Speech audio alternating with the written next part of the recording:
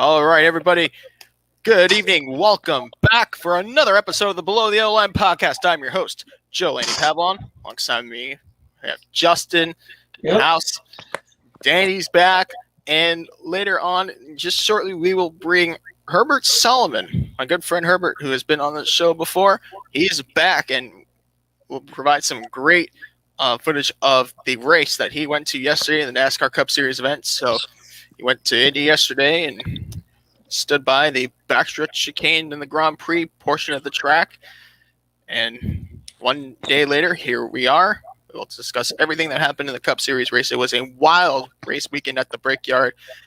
Action-packed, and it almost looked like for a few moments, had the Penske guys been a little bit better, we would have seen a three-peat sweep for the hometown owner. Really, it was just an outright fun time to be a race fan at the track, on and off the track. And this weekend will be no different with the 89th running of the 24 Hours of Le Mans. We have that portion of the podcast for the second half of the show. But the first half of the show, we're going to do what we always do. We'll discuss everything that happened in the NASCAR circuit. The Truck Series playoff grid is ready to get going this weekend at Gateway International Raceway. And speaking of WeatherTech, that's not looking a second. I meant Worldwide Technology at Gateway Raceway. Hosting the IndyCar Series final oval race of the year this Saturday, which will lead to a 4-race stretch to the end, starting with Gateway, and then a trip to the West Coast to complete the season. There's off weeks because IndyCar after this race, they have their final 3 races are back-to-back weekends. That's starting the 12th of September, the 19th, and the 26th. But last oval race for IndyCar is going to be Cup race was interesting yesterday. Yes, and remember how we came back from the break, and I said that the 4-race stretch to the end of the regular season would be broken down into 2 parts. Actually, 2 parts and broken down again. 2 different kinds of road courses. The Watkins Glen International, high speeds. Really depending on your horsepower. And then the Grand Prix circuit at Indianapolis, where there's a lot of braking and a lot of steering and just maneuvering around the track. Then the second half of this 4-race stretch begins this weekend at 2 different super speedways, Michigan International Speedway and Daytona, which depends a lot on drag and aerodynamics and downforce, and then Daytona International Speedway, where pretty much luck and drafting and top speeds will be in the equation, momentum and all that for 400 miles in 2 weeks' time to complete the season, or should I say next week, because it's now Monday. The regular season, regular season, and then you'll get your 16 drivers determined by the virtue of seeding for this championship. So, welcome, Herbert, to the show. And Herbert, you went to Indianapolis yesterday, took a road trip to the track. What was that like? It was really good. I ended up working overnight. I work overnight to Target here. So as soon as I came home, me and my dad was already here. We headed straight down there. Took most of the day. We got there around 10 or 11. Had some pre-race stuff that was happening. Really great racetrack, and how they handled parking, really great. Got to give it to them. We ended up being in the infield, paid for general admission. A lot of cool stuff,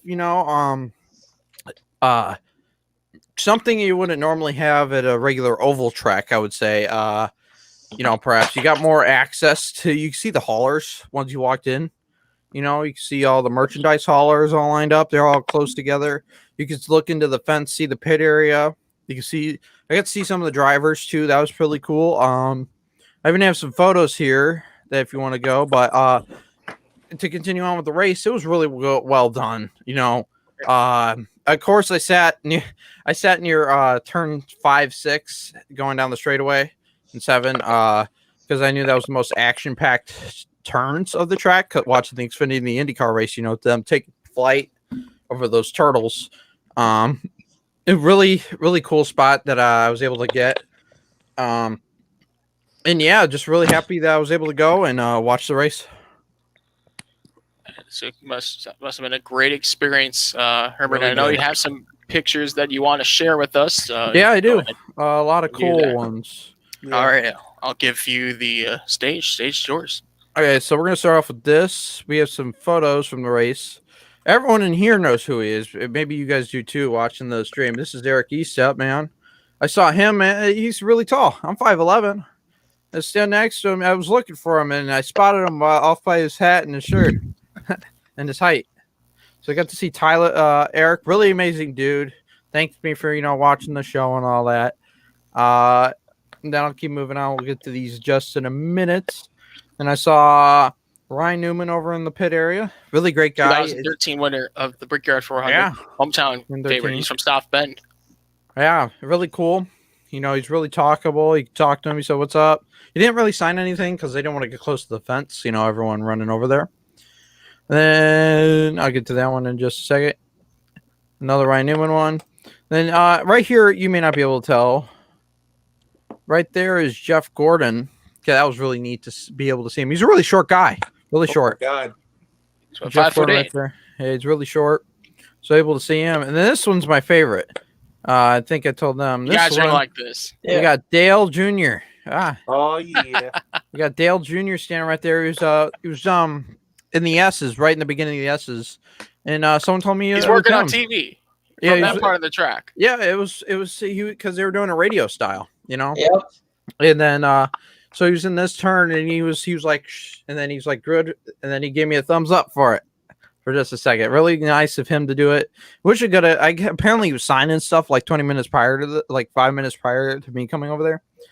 Right behind it was all the driver coaches, the driver where they were sleeping, and I ended up seeing Eric Jones driving out to driver introductions and all that cool stuff. And then I was walking near the merchandise hauler, and this guy, someone rubs against me, and I turn around. It was Austin Cindric. He was walking over to the Penske.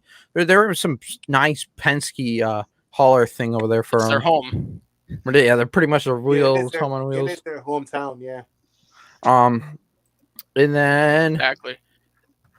Do you want to show the videos first, Joe, or do you? Well, I don't have a video of this one. We'll do this one. Yeah, we'll save those photos for when they need it, because that you sat at the most important part of the track, which we later found out the wrong way. Yeah. And now I also have these photos. This is Tyler Reddick doing a little talk. Chevrolet. And then I will get to these in just a minute. Right. All right. So, yep. All right. Thank you. So let's talk about what happened yesterday. It really seemed like a lackluster, typical road course race. Nothing really stood out that drastically. Maybe with the start of the race, the restarts were quite interesting. A lot of passing opportunities in turn one, from what I saw on TV. Turn one was a great place to pass, especially on the restarts, the double file restarts. That we had a dry track all day, which really, I'm kind of glad it didn't. I'm kind of glad this race didn't have any rain at all. I feel like if there was, it was glooming, man. Right? I was looking at the sky behind me. It was glooming.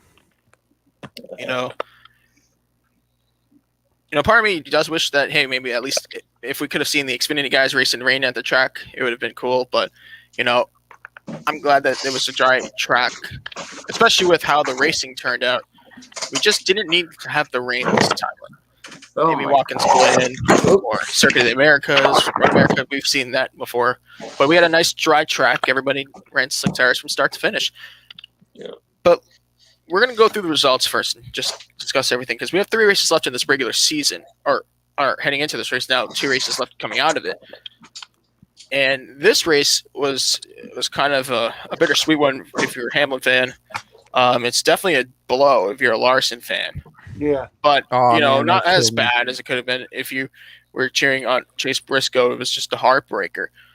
But AJ Allmendinger fans can absolutely rejoice. They had to wait 7 years to watch their favorite driver win again in the NASCAR Cup Series. I mean, remember, AJ Allmendinger came from IndyCar during a time when the split was a thing. In fact, in its waning years. Yeah. But he left the IndyCar scene just as the split came to an end for NASCAR.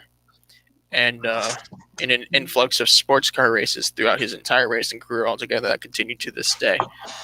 So, fun fact, while AJ Allmendinger has 5 wins in an IndyCar, his only start at the actual circuit was the 2013 Indy 500 for Penske, where he had a very good race, could have won that event.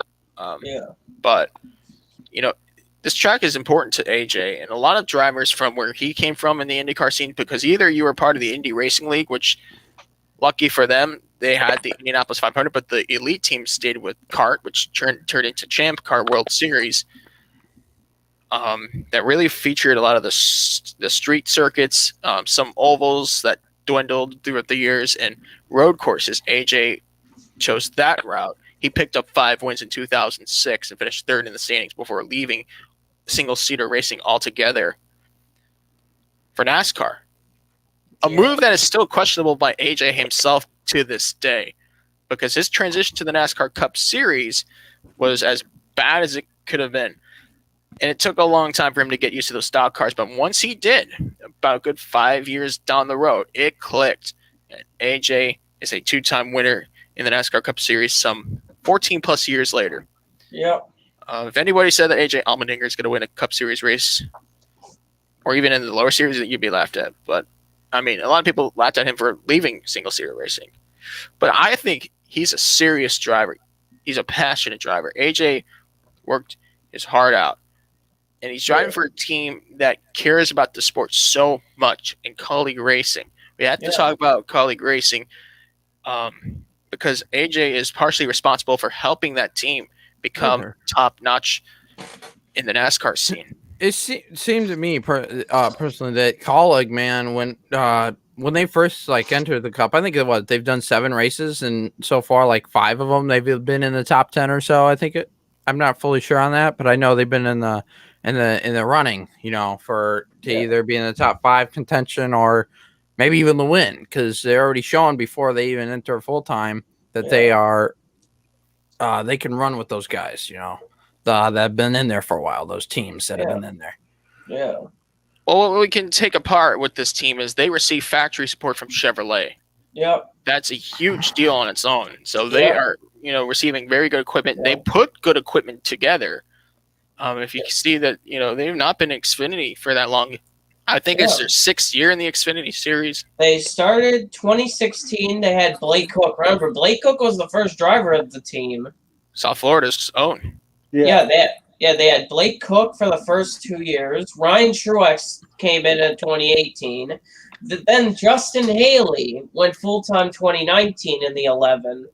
Then in 2020, they had 2 full-time cars. Let's not forget, 2019, they added a lot of part-time entries. Yeah, the 10 and the really 16. good drivers of Ross Chastain and AJ Allmendinger. And their first win was with Ross Chastain at Daytona. Physically, they finished 1-2-3 despite disqualification on Allmendinger's car. It was still a beautiful sight to see. Yeah, man. Could not have asked for a better way to go to victory lane. And last year, Ross Chastain and Justin Haley they competed for the championship, but just were a little off the edge. But this year, I don't see any reason why Justin Haley and Jeb Burton can't compete for a title. Yeah, Jeb Burton has been really consistent in the 10. And AJ Allmendinger, who's leading this team. Yeah. They're really consistent. They're showing their consistency in the Xfinity Series, and getting a win in the Cup Series is usually you expect a team to be full-time getting a win, not a part-time team. Yeah. Listen, the way how I see it is like this. Are they championship contenders? Maybe not. But if they show consistency, absolutely. If they continue to show consistency, then they very well be in championship contention. I want to give out some really interesting stats about this win for AJ Allmendinger. Yeah. Well, a lot of road course elite drivers, who are really good on road courses have won. This is the first time a dedicated road course ringer won a NASCAR Cup Series race on a road course since Mark Donohue in the 1973 Winston Western 500 at Riverside International Raceway in California, ironically driving for Team Penske. The late Mark Donohue, remember he was killed in an accident 2 years later, testing Formula One car. But the point we're trying to make is that we've seen the unlikelihood rise through the roof that we'll ever see a road course ringer win again, especially in the last 5 years when the chase format, now known as the NASCAR playoffs, are literally forcing teams to put even their mediocre drivers out for the road courses all year long. And of course, this year, having 7 road courses in the same season, making road courses a part of the norm. Now you have to be good at road courses. You can't just let 2 races go away and hope to regain from them. Those days are gone. This was race 6 of 7 road course races in the season. And guess what? When race 7 comes along, it's going to really matter. The Charlotte Roval does not forgive. That's one thing for sure. It's the last road course race, right? Yeah. There's 7 in total. This was race 6 on the road courses. Yeah. I feel like there's a little bit too many because they're really trying different venues and all that. A little bit too much. I think they're trying to go. It's a little overboard. Yeah, that's a good topic for our next discussion when we talk about the Cup Series, because I want to go through the results though. So AJ, just to let you know, he only led the last 2 laps of the race.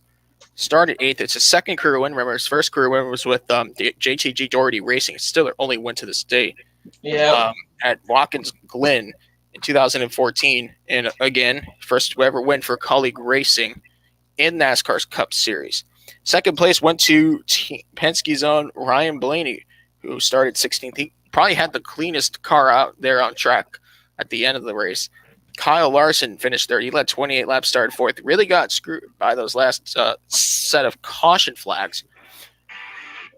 Chase Elliott led 14 laps, started 3rd for the second week in a row, finishes behind his teammate Kyle Larson.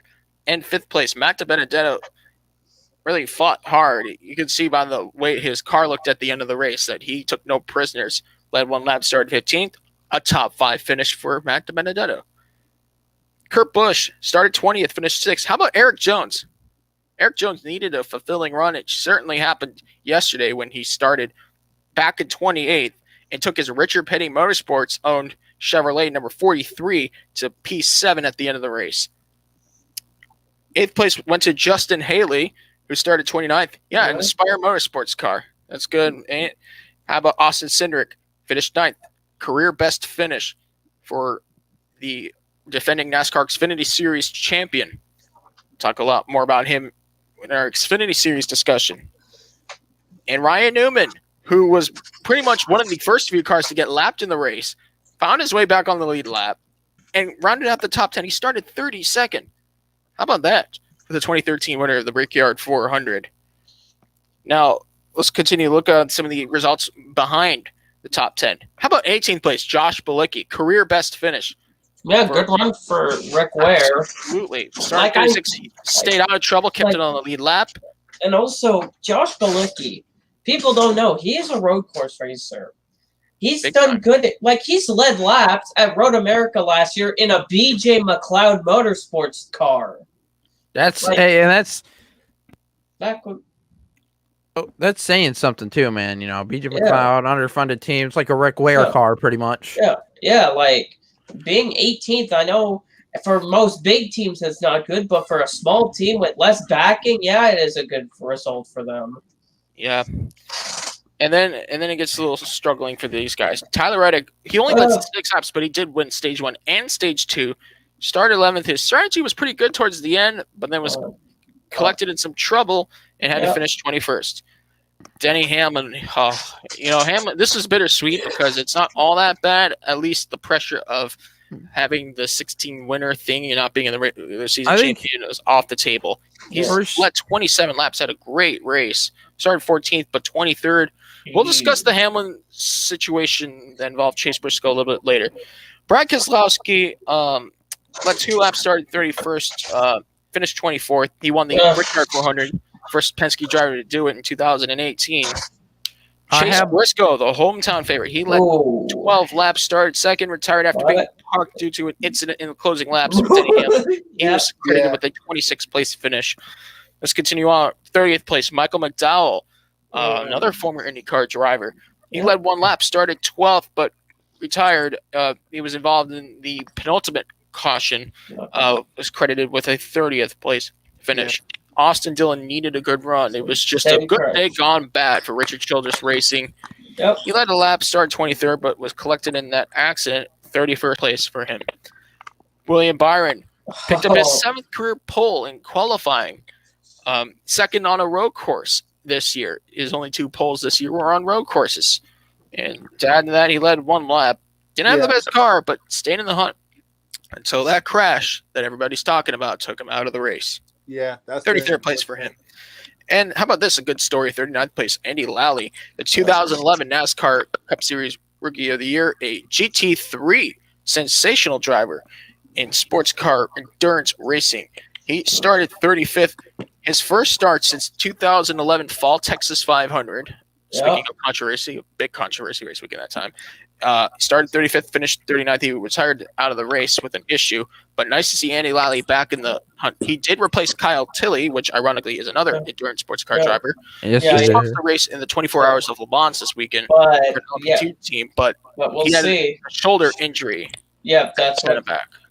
Yeah, that's also why he didn't run the Cup Series, the Xfinity race on Saturday. That's why Davison drove the 5. Yeah. But we'll see how he can recover with that injury. Right, and maybe it was the better move because 24 hours of Le Mans appearance is like a once in a lifetime thing. I don't want to compare apples to oranges and say, oh, it's like the Olympics. No, it's not because it happens every year. But he's running part-time in NASCAR. There's another chance at a road course later this year. Yeah. So it's understandable. Yeah, with the partnership, Live Fast Motorsports and BJ McLeod, giving him an opportunity at the road courses because BJ runs the ovals in that car. Getting road course racers, like they had Scott Heckert run at the Daytona road course in race 2. They had Heckert in the 78. So having road course drivers, and Shane Goldvick drove that car in the dirt race at Bristol. But having other drivers in a car, like road course drivers, they can do good in bad. They're serviceable, really. If you think about it. Yeah, we've seen them really do good. I mean, I'll admit, I hired a driver to my sim racing team because of his road course skills, and he helped me in one race in a league that I'm competing for a championship in. And, because of the team, me being the owner, we made sure that I led the most laps to get the extra 3 bonus points in that race. I won. And then I wrecked him. Nah. You were not in that race, actually, but you were in the race at Fontana. That was the race at Secure. But, all right, just to get off that personal boat. Yeah, that's another example of road course ringers being very serviceable drivers. And, take a look at AJ Allmendinger. Take a look at even, Kaz Grala, Justin Haley. The 3 drivers that have been in Kauling Racing this year. A good super speedway driver like Jet Burton. They have delivered when they needed to. And it shows. This tells me that they have a bright future ahead in the Cup Series next year. Let's talk about something else. I want to hold off on the Hamline, the controversy discussion, the situations that led up to the finish. Because if we talk about it now, we're not going to talk about the stats, the points and everything like that right away. So there are 2 races that go in the regular season. We have a duo of 2 different super speedways that are coming up. We have Michigan International Speedway and Daytona International Speedway. And that's the end of the regular season. We'll get our 16 drivers competing for the championship that will last in the final 10 races. So right now, there is a battle for the regular season, but I'm looking at the playoff board only. Right now, Kyle Larson is on top of that chart. He's got 5 wins. So he's good to go. And all what's left to determine is the regular season championship. Then you have Martin Truex Jr., who is put up there in second with 3 wins. Alex Bowman would be put up there with 3 wins as well, just in the transition of going into the playoffs from the regular season. Kyle Busch, 4th with 2 wins. Chase Elliott, 5th with 2 wins. And then here are the drivers with 1 win from 6th to 13th. That's a Joey lot. Logano, Ryan Blaney, William Byron, Kurt Busch, Brad Keselowski, Christopher Bell, Michael McDowell, and Eric Almirola. Denny Hamlin, is locked in. Yep. I mean, he was leading the regular season points for the longest of the time until Larson had that. Before Larson went on that tear in the summer. Then here's where it gets tricky, and I want to explain the circumstances to those who don't understand. So Kevin Harvick is 15th seeded right now, 95 points above the cut line. The lock that will put him into the playoffs for sure is if anybody that is a repeat winner wins again at Michigan or Daytona, he's fine. Yeah. Probably preferably happens better before Daytona. Yeah, but that stress. You don't want to go to Daytona with that stress.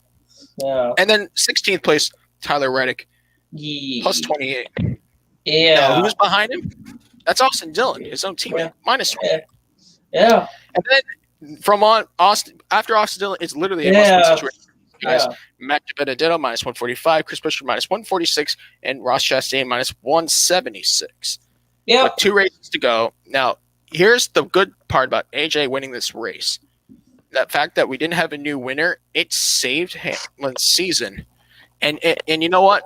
It's so rare that we even had this many winners. I think 2014, I forgot how many winners we had in 2014, but that was the old record for most different winners to be on the playoff board before the end of the regular season. Yeah. Because remember, it's 16 drivers. If you win, you're locked into the playoffs. Yeah. And if the playoffs are already started, if you win, you automatically advance to the next. We're talking about just the first 26 races. It is a possibility. It was a possibility this year that we could have exceeded 16 different winners. And someone asked, hey, what would have happened if Hamlin won the regular season championship? But we already have more than 16 winners, or we have 16 winners for the 16 spots, with Hamlin not having a win. Well, if you're the regular season champion, you are put in the playoffs regardless, wins or not. That would mean, let's say hypothetically, Eric Almirola would have been last in the points that had a win. He would have been put out of the playoffs. So pretty much it just reverts to points. Luckily for Hamlin, that is not the case. However, a lot of Hamlin fans wanted to see him in victory lane. Well, we're going to talk about the Hamlin. I think our quicker discussion / debate would be the Hamlin Briscoe tangle up in the final restart compared to the track conditions and the I'd say negligence of NASCAR's officiating. Yeah. This isn't the first time they've done it. Right, first time on the road course. And now let's just talk about the final restart. Disregarding everything that happened prior to it. We have Denny Hamlin out front. Then Chase Briscoe, I believe, is second. And then third is Allmendinger and Larson and Blaney. Whoever is behind them is just there. Chase Elliott. So this restart happens. And going into one, yes, Hamlin was aggressive. No room for Chase Briscoe, and he goes way off the racetrack. And luckily, didn't redress like Scott McLaughlin did in the 2016 Bathurst 1000, but rather, redressed safely and actually still was competing for the lead. Yeah. But at that point, NASCAR gave him the black flag, that long afterwards. And this is where I start to question a little bit of credibility here, because Denny Hamlin was informed while racing against Briscoe for position at the bottom half of that lap, the second half of that lap, like between sector 2 and 3, that the 14 was penalized for cutting the track. Chase Briscoe, I would put my money down the hit. He went after Hamlin to spin the 11. He probably was whether or not he was told about the penalty. Well, he actually said after That's the race. still in a review, I believe. Well, he actually said after the race. They didn't tell him about the penalty. They did not tell him at all.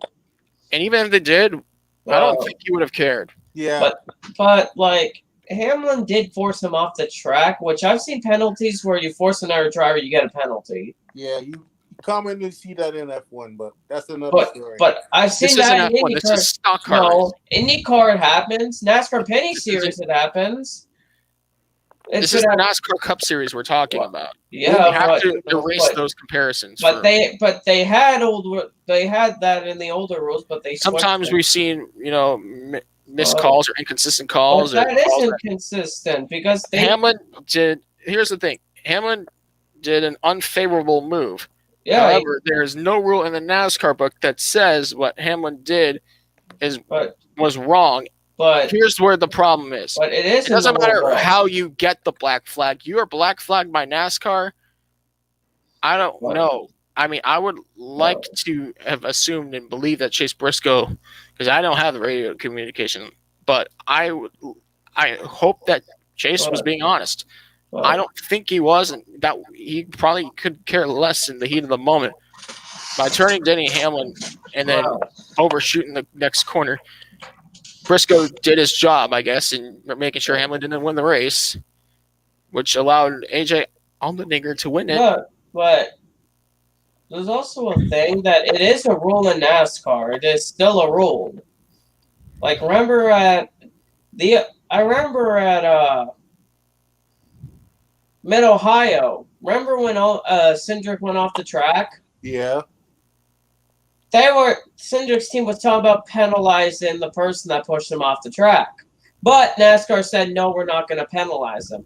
It is still penalty in NASCAR. It's just NASCAR doesn't want to give it sometimes.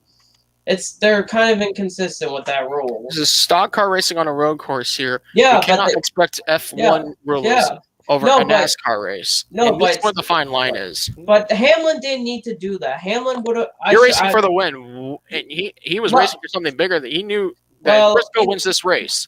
Well, it would put Hamlin out or possibly out. But AJ would have probably even won even without Hamlin spinning out. AJ was there. Yeah, he probably would have got. It doesn't matter how it happens. But the retaliation part. Well, NASCAR was going to get a hold of that very quickly, and they were swift to throw out the 14 team race. But Denny Hamlin has been known for spinning drivers out. Chase Elliott on purpose. Racing deals are different from retaliation. Here we go. Briscoe was not it was a racing deal. He needed to win. That's what he. I'm sure he would have stayed out, even if that car was damaged and it was slowly coming apart. That's my next point. But Hamlin actually had damage too on his right rear quarter panel. He had damage on the car. Briscoe had no damage. Hamlin had rear damage from contact with Larson earlier on in the race, which got damage to the 11. You know, this would be like the equivalent of Lewis Hamilton doing what he did to Max Verstappen in the British Grand Prix, because, it wasn't like you were going to be greeted with booze if you're Chase Briscoe. It's your home race. But at the same time, we're talking about a driver here that he was aggressive, got it back to him. If Briscoe wasn't black flagged, I probably would have had a different answer. Until I hear the radio communication or find a way to, someone with the transponder that recorded it gives it out, then I'll give you guys a different answer. Till then, I just think it was a bit of an amateur move on the racetrack. Amateur, Danny Hamlin's done that too many times. So it's basically payback from every time he spun someone on purpose. Basically, Facebook, I hear you. No, it's not. It's true. Like Denny Hamlin, that's basically like when Denny Hamlin spun Chase Elliott. Hamlin got put in the watch Phoenix, which that was his payback from that. Right, that was fair game. They were racing for position. Yeah. That's true. It was a legal move. Chase Elliott wasn't told to get off track. Yeah. Team wasn't, being warned by NASCAR. That's all fair game. Yeah. Yeah. Chase Elliott didn't go out of his way to maliciously attack. Wow. We cannot be playing bumper cars with car bodies. All right, stock car bodies. It's just. This is going to be my next point. You heard Daniel Suarez. Suarez had a firm statement about the style of NASCAR racing going on lately. And when he said that, I think he put a little more of an asterisk when it came to road course racing. Because are 7 races going to be too much for these road courses? We'll hold off on that for another moment in discussion. Maybe when the 2022 season schedule comes out. Yeah. But we got a car that's going to adapt very well to the road courses, regardless of the amount of races we're going to get on these tracks where we turn left and right next year.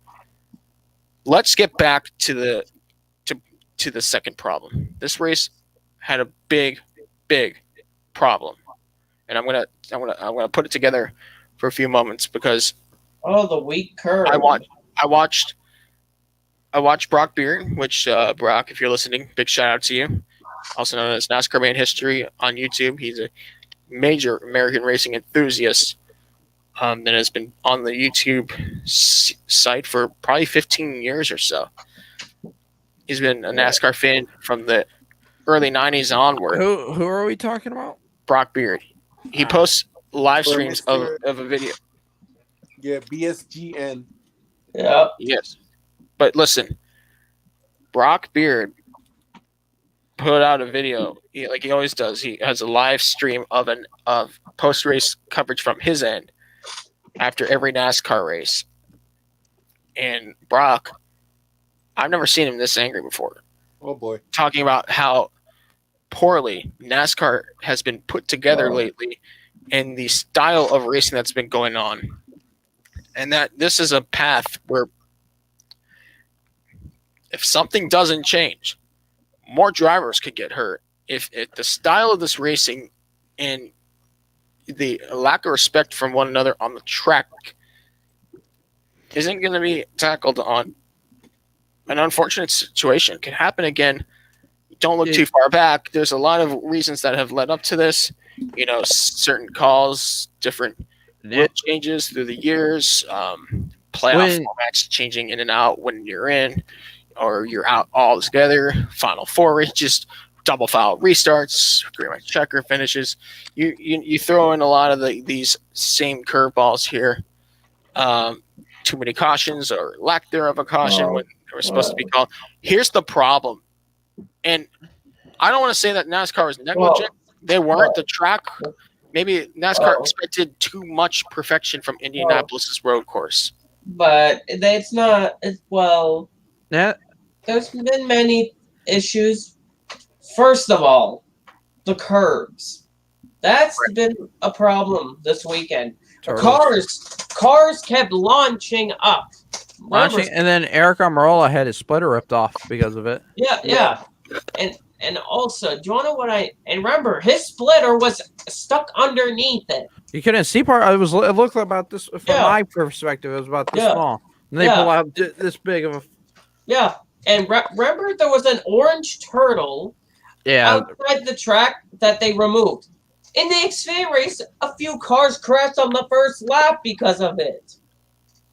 And then remember, Corey LaJoie and Chris Wright launched that other turtle. They were in the air. It's like Michael McDowell. The reason why he crashed was because he hit that turtle too. Yeah, they should have removed that turtle. I think they should have removed both of those turtles. You know what I mean? I didn't even be out there.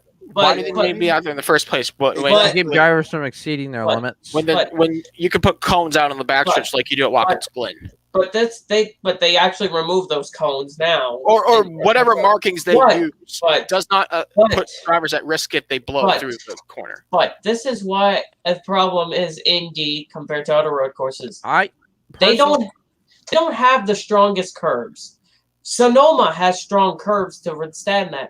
They gotta install something like that touching those curbs don't break. These curbs are more breakable. I know this temporary. This race costed a lot of, if not every single team, money because their car was damaged or it was just destroyed. Because I think after I looked at it, maybe one or two cars came out untouched, but pretty much 99% of the field was just damaged or destroyed.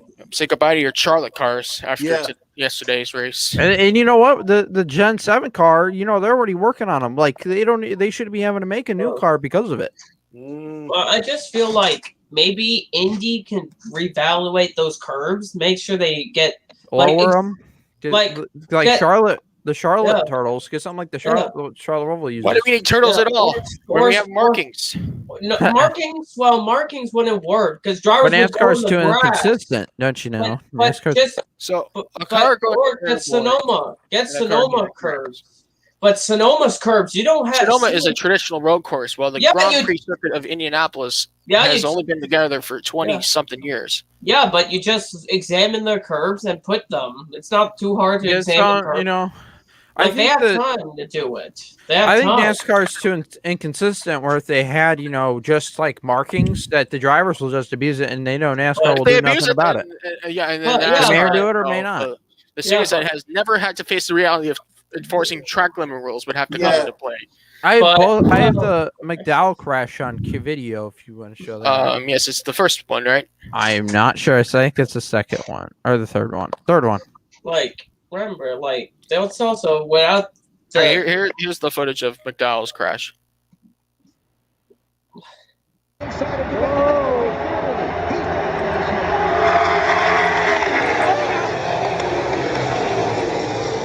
There's a big crash.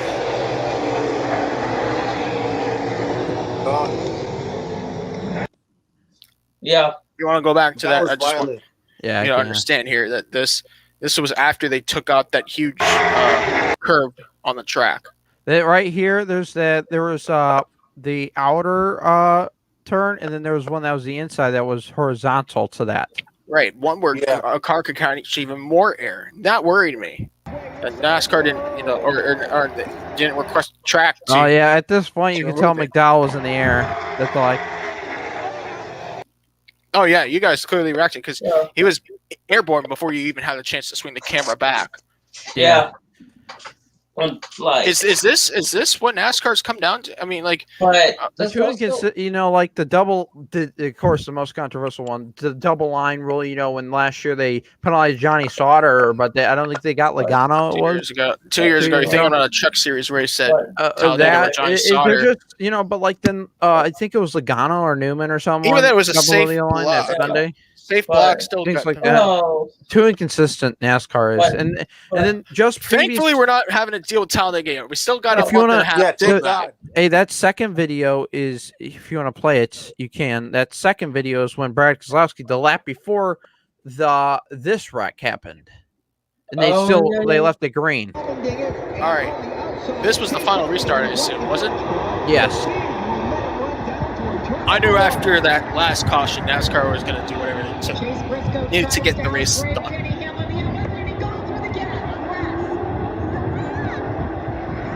here comes Allmendinger through Hamline. Allmendinger and Briscoe now. Oh, this was also involving the Briscoe Hamline incident. Yeah. Man, also we had Alan Bestwick there and Jamie Little. Great commentators. Of course, there was more than one car that got involved. I knew they were not going to touch the flag stand at all. Yeah. See, Brad, because there was more cars, you just didn't see them. I didn't get them because I know there were like two more cars that get destroyed. Let's play it. So Brad's facing the other direction here. He ends up getting the car restarted. It was, and it's pretty unfortunate that it's come down to this, especially Brad Keselowski being a home. Driving for the team that's his hometown team, but let's be real. That was the least of the problems. It's unfortunate. I don't think you got the Truex situation. What? Well, do you want to know what happened about Martin Truex Jr.? People don't remember. Remember, Martin Truex Jr. saw the debris. Remember, Martin Truex Jr. saw that debris flying. Yeah. He stopped to not hit it. Guess what happened? What happens? Right behind him, his teammate didn't expect him to slow down, and Christopher Bell spun him out. That was the race. Was it not the race? That was the lap prior to the huge crash with the car. I have pictures of that too that I have on my screen. If you want to show that, huge damage. Ready to show it. But it's already ready. All right. Not that. Huge damage to the wall. This is from a distance. This is where. Yeah. And the wall is just destroyed. I think it pushed the guardrail partially back. You can't really tell, but they had to put new tires and all that. Yep. I know that I was talking to one of the guys. You could be able to see him on TV. He was telling me that he never seen a car go that fast before, go right into the wall, and the wall just stay planted.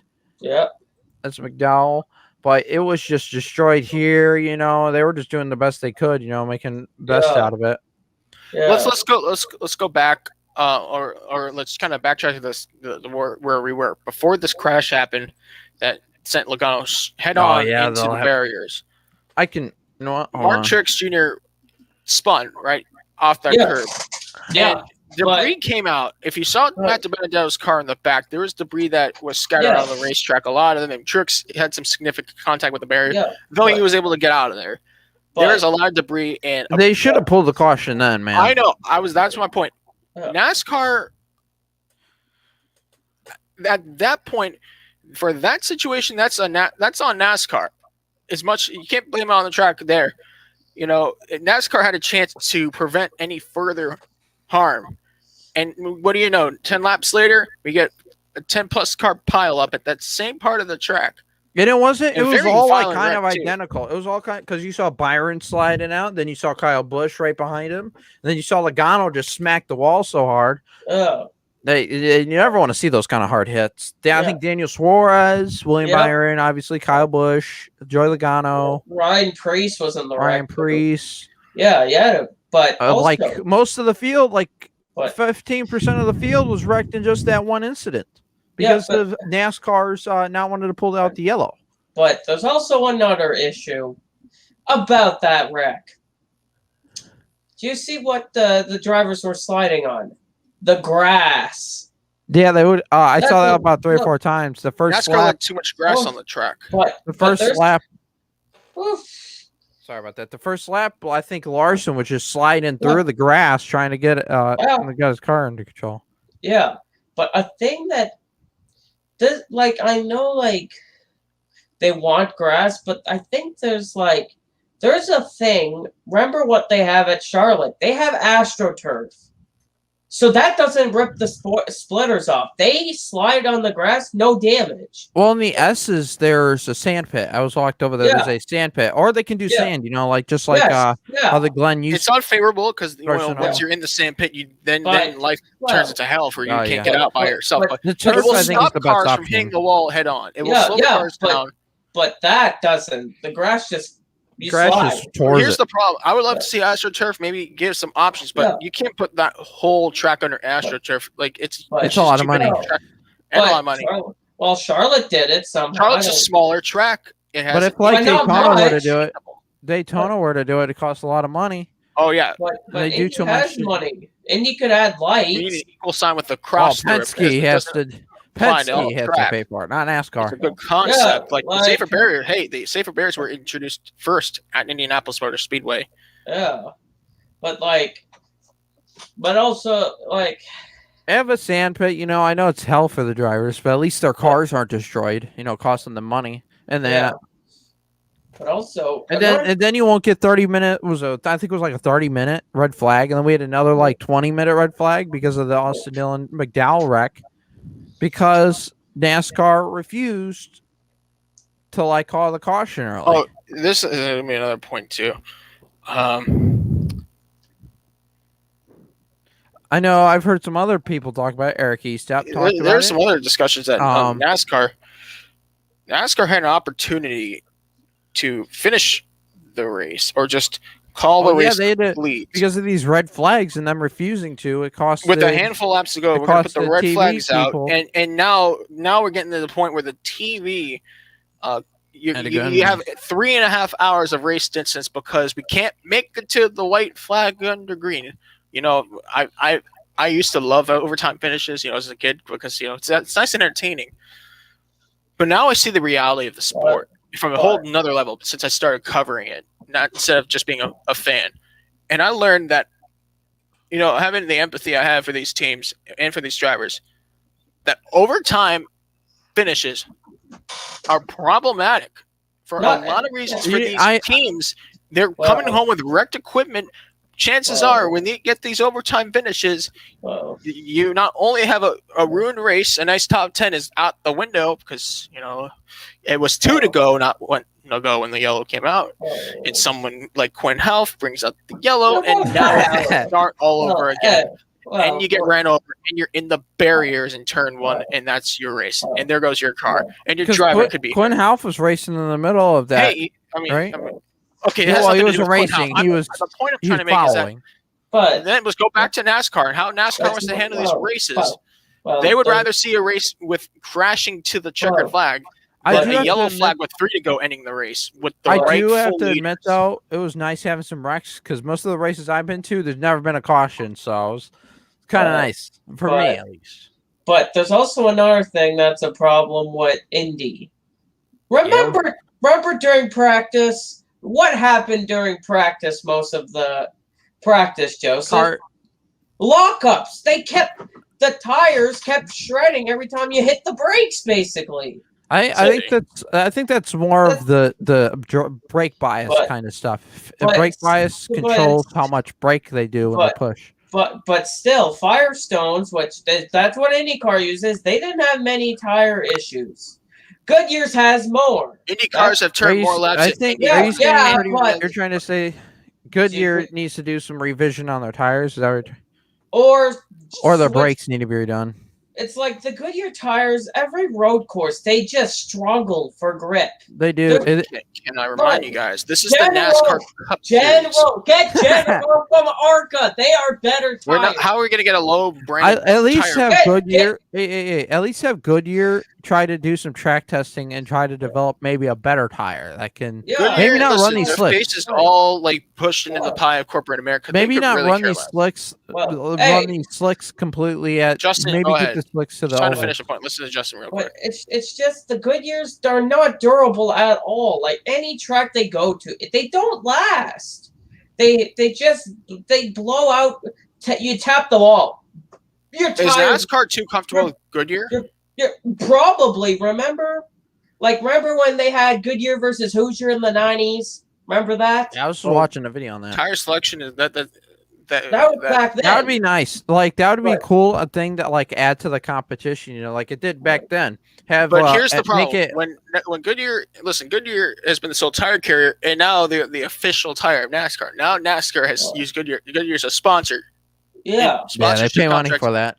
This is where exclusivity is going to come into place, and complacency will kick in.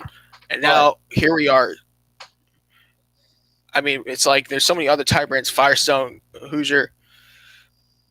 Just to throw in some other names, General Tire. General Tire. I mean, it might not be as national enough of a brand. Goodyear's international. Goodyear has supplied tires for.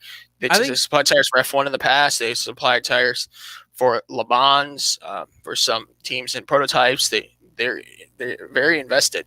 To add on to what he was saying, though, they should at least look at other options than just running, like the slicks. Maybe run a different tire. Maybe try to run have a soft tire. Soft tire like a cup car. Give those drivers those options. Maybe a harder tire or harder compound tire and a softer, and make them where they can pick. Just like F1 and rather than one exclusive tire compound that will, this is a great idea. Especially, you just made my mind expand for a minute because now we have the next gen car coming out. Yep, first time be more expandable. Yeah, it has a lot of characteristics of a touring car. This next Cup car that's coming out. With more than 4 gears, a sequential shifting transmission. Teams could afford more now because they're paying less for the car and the chassis and all that. And now they'll have more money for tires, or something else. Yeah. And maybe this schedule is kind of a preview for next year, but this is going to bring me to other points. A lot of people, more people than I expected to say, they did miss the Brickyard 400. I knew too, but here's the thing, and you cannot butt your way out of this conversation, Justin. But the Brickyard 400, though it lost its touch, it was always the Brickyard 400. Yeah, it was always. I remember. But they had their own version of the 2005 U.S. Grand Prix and has never recovered since. But remember 2017 Brickyard 400, the race that didn't want to end. Remember that race, Joseph? At the end we had too many wrecks. The race got finished. Remember, they barely finished because it was getting dark at Indy. Remember that Indy 520 at the Brickyard 400 in 2017. That felt longer than an Indy 500. That race was won by Casey Kane. Remember, Casey Kane's final career win came at that race. That race that wouldn't end. I would explain though that David Lamb, I think it was David Lamb that made a point, or not David Lamb, it was Iceberg on YouTube, Jared Lumberg. He said that the oval in Indianapolis can only be ran with the Indianapolis 500. There's only one other way you can run the oval at Indy. That would be the Brickyard 400. And remember, those entry lists were so large at first. And just looking at it now, how the entry lists have continued to grow, and the popularity, it literally looked like an Indy 500 for stock cars. Yeah, it was now. The NASCAR started shrinking about, what would you say, 2017? It started going back down. It's now really having a resurgence of how many cars they have.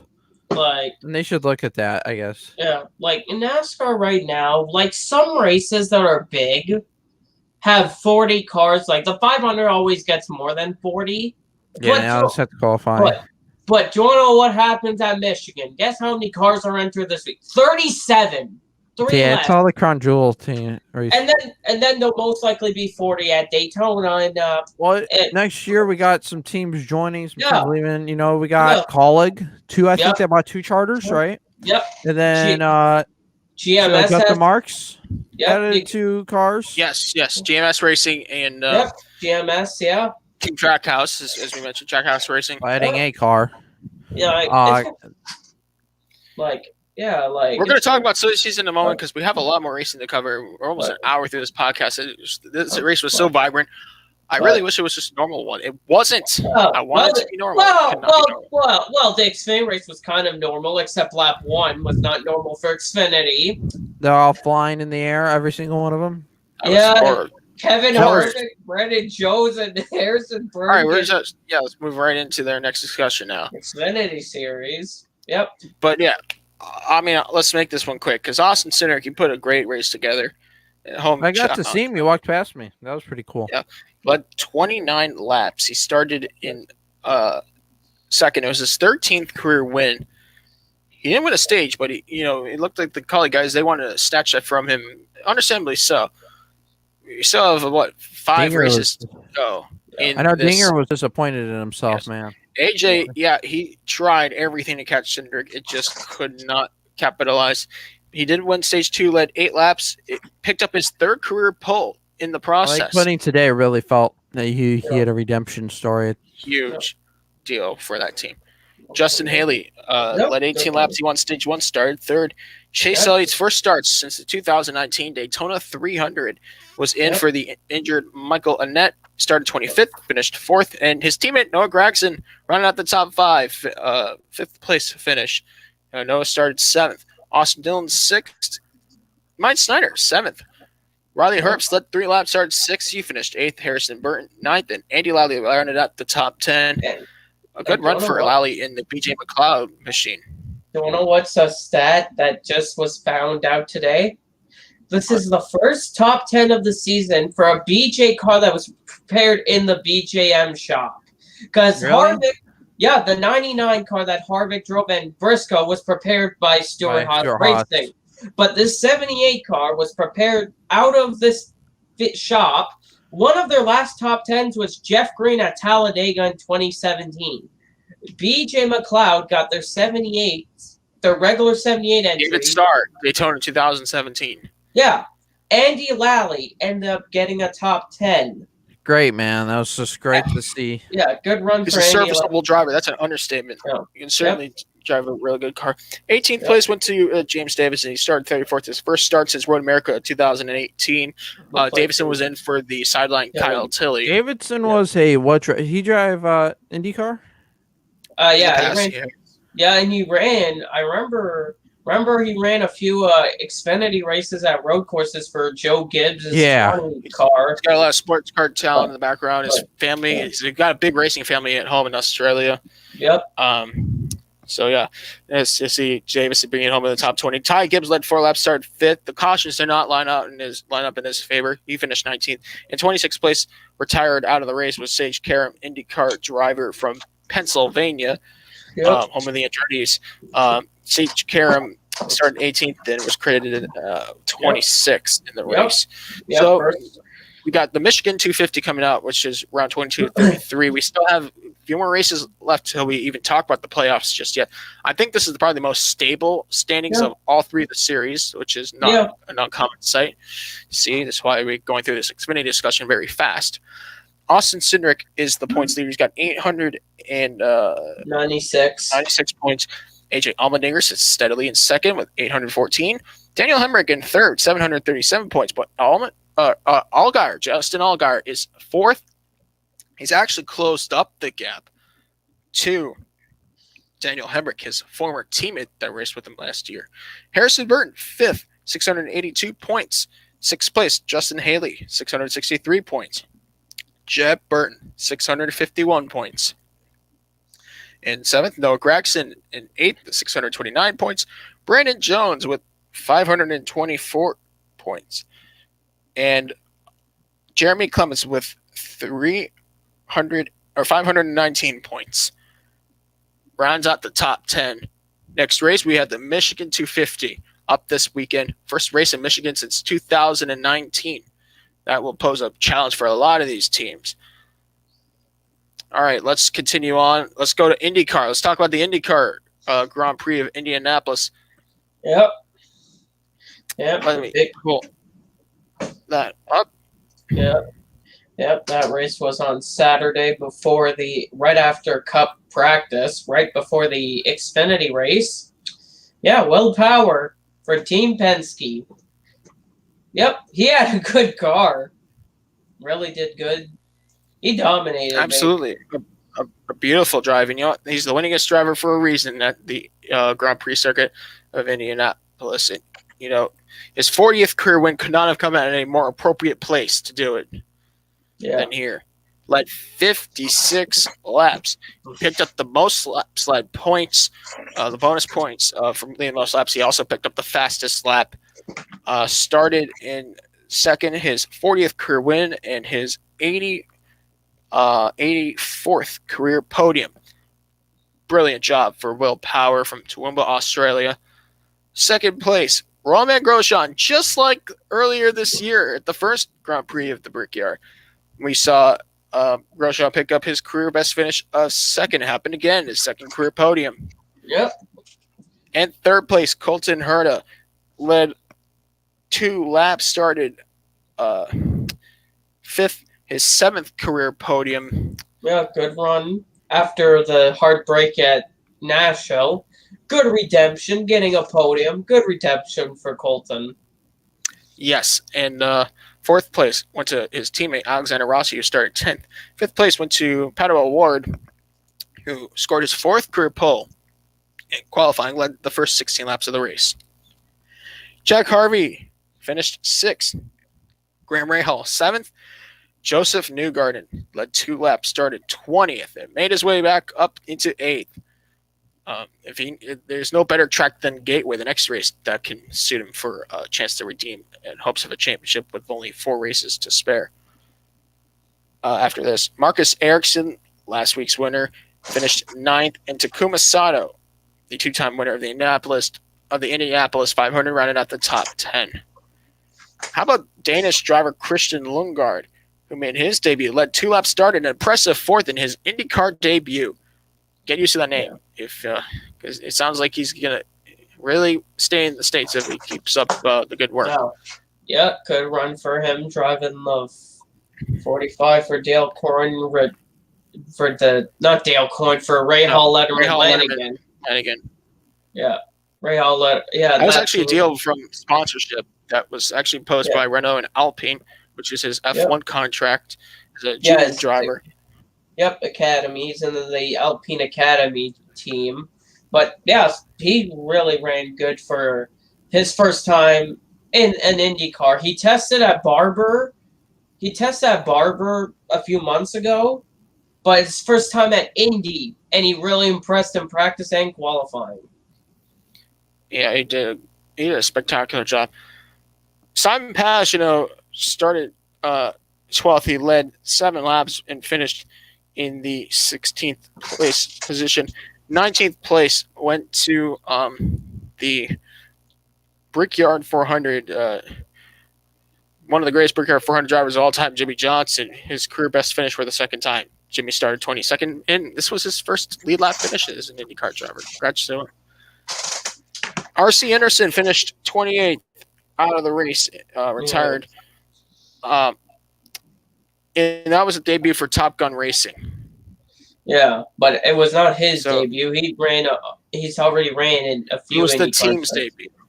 Yeah, first time the team owned by Bill Throckmorton and his wife Stephanie.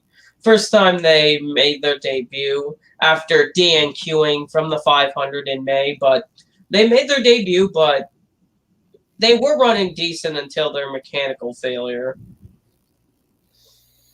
Right, so they'll be racing again this weekend, believe it or not. Yeah. The reason why they could not race in the 24 Hours of Le Mans weekend was because with the world reopened, fans were able to purchase tickets early for the Gateway race, and the Truck Series already had a scheduled date for that event. And pretty much, they had no control over the date that Le Mans was going to be placed in. So that's why. But because Le Mans was supposed to be in June, but they decided to push it in the August, but IndyCar was already scheduled there since last they couldn't year. turn back at that point, and plus NASCAR was already on plan for that with the Truck Series in cahoots, so it would have killed pretty much the track for seating. So first time in like a decade that they raced in the same weekend. But we'll see how that fares out. Yep. Last race of the ovals, also Gateway. All right, standings after 12 races heading into race 13. We have Alex Palou still in the championship lead, 415 points. Now, Pato O'Ward is in second with 394 points. He definitely needs to catch up, though. Scott Dixon, 381 points, sits in third. Joseph Newgarden needs perfection for the next 4 races. He's at 360 points in fourth. Marcus Ericsson in the top 5. How about that for Chip Ganassi Racing? All their full-time drivers in the top 5. Yeah. 353 points for the Swede. Graham Rahal in 6th with 312 points. Colton Herta may unfortunately have to wait another year for a championship. 311 points. I don't think that Nashville situation might be recoverable. Simon Pagenaud in 8th with 295 points. Will Power in 9th with 278 points. And Rinus VK with 269 points in 10th. He'll have to most likely wait another year for the championship, as would Will Power and Simon Pagenaud. Maybe the Team Penske will just have to rely on Newgarden, and everybody's got to rally for him. Yeah. We'll see what happens. Speaking of championships, we saw a major close to a world championship. Yep. We're going to talk about Formula E in 2 different categories. We'll discuss the race and then the battle for the championship. Yep. Yeah. The Berlin ePrix closed the first ever season under a world championship recognition. Yep. It was interesting. Yeah. Race 1 went to Lucas de Grassi for Audi App Schaeffler Racing Team. They ended up getting the win. It was his 11th career win for the Brazilian driver, Lucas de Grassi.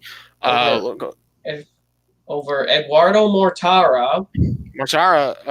All right, let's put the race into 2 categories here. So de Grassi ended up winning. Mortara second. Mitch Evans third.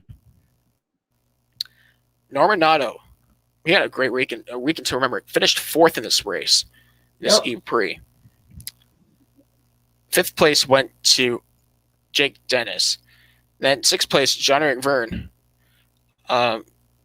Jean-Eric Verne got bonus points for pole position and the group stage. Remember, he needed to make the most out of it because Diaz and Cheetah were in the hunt for the team's championship going into this weekend, as was his teammate Antonio Felix da Costa for the drivers' championship.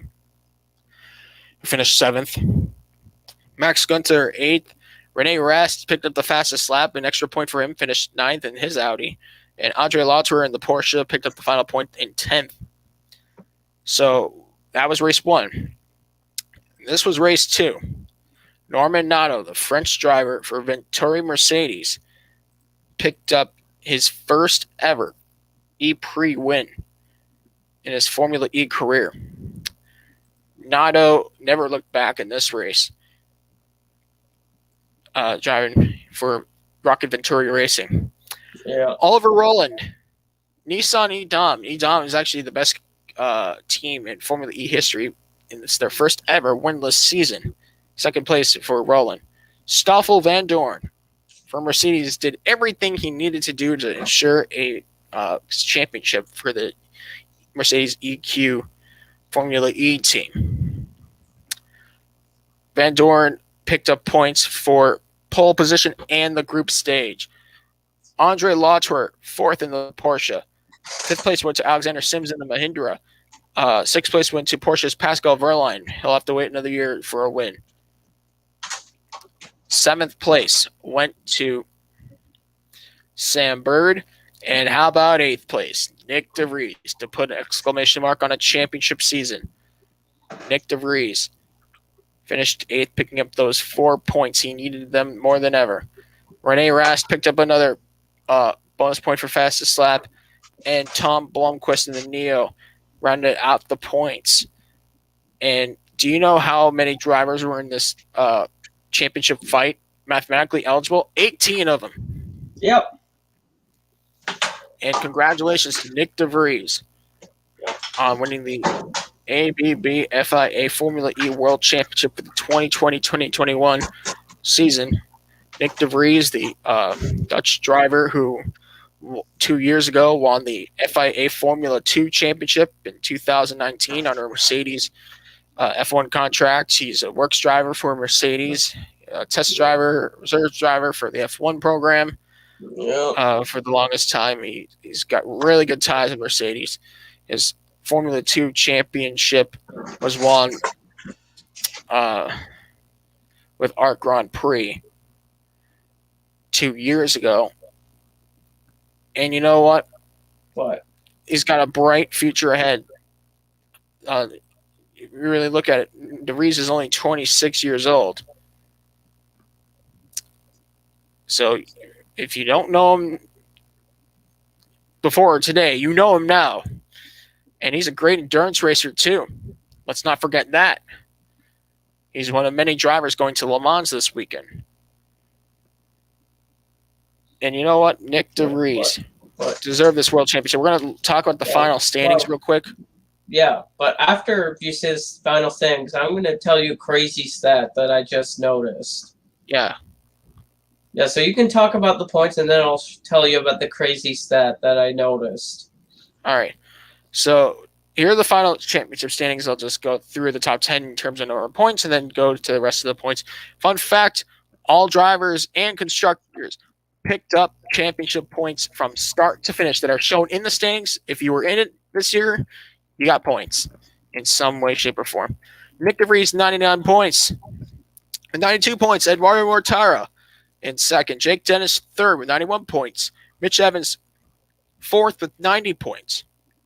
Then Robin Freins, fifth place with 89 points. Sam Bird is sixth with 87 points. Lucas de Grassi, seventh, 87 points. Antonio Felix da Costa, 86 points. Stoffel Van Dorn, 82 points. And Jean-Eric Verne with 80 points. Your final top 10. And then I'll just go to continue from 11 to the rest of the standings. We had 25 in total. Pascal Wehrlein, 11th. Alex Lynn, 12th. Rene Rast, 13th. Ollie Rowland, 14th. Nick Cassidy, 15th. Maximilian Gunter, 16th. Andre Latour, 17th. Norman Nato, 18th. Alexander Sims, 19th. 20th. Nico Mueller. Sebastian Buemi, 21st. Sergio Sete Camara, 22nd. Oliver Turvey, 23rd. Tom Blomqvist, 24th. And Joel Eriksson, 25th. And now let's look at the final team's championship standings. Congratulations to Mercedes EQ Formula E team on winning the 2020-2021 FIA Formula E World Teams Championship with 181 points. Finishing second was Jaguar Racing with 177 points. It was a short gap, but Mercedes did everything they needed to do to get ahead of Jaguar at the end. Diaz Techeetah tried all they could, but it just wasn't enough for another team's championship. 166 points for them. Audi Sport App Scheffler Formula E team, 165 points. Envision Virgin Racing, 165 points. In sixth place, BMW I Andretti Motorsport, 157 points. Rocket Venturi Racing, 146 points. Tag Heuer Porsche Formula E team, 137 points. Mahindra Racing, 132 points. Nissan E-Da, 97 points. Dragon Penske Autosport, 47 points, and Neo 333 FE team 19 points. So, Justin, you said you had some stats that come along with this.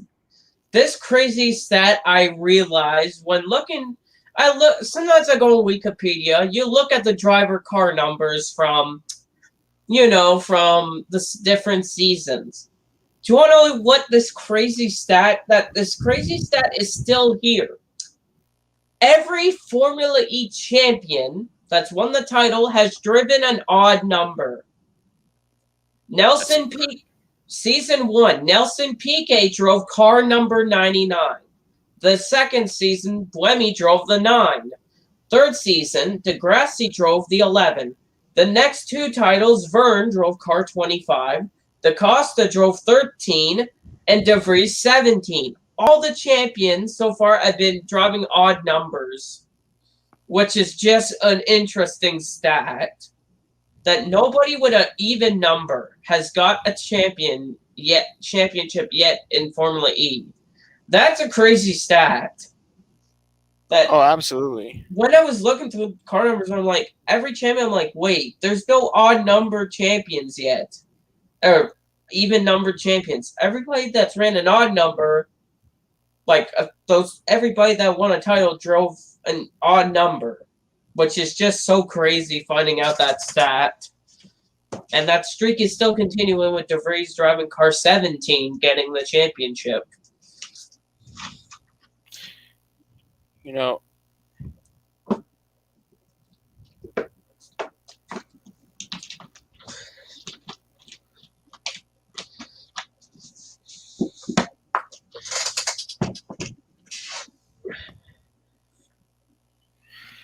Well, the fact that we had almost 20 different drivers competing for this World Championship in the last race in a 15-race tour.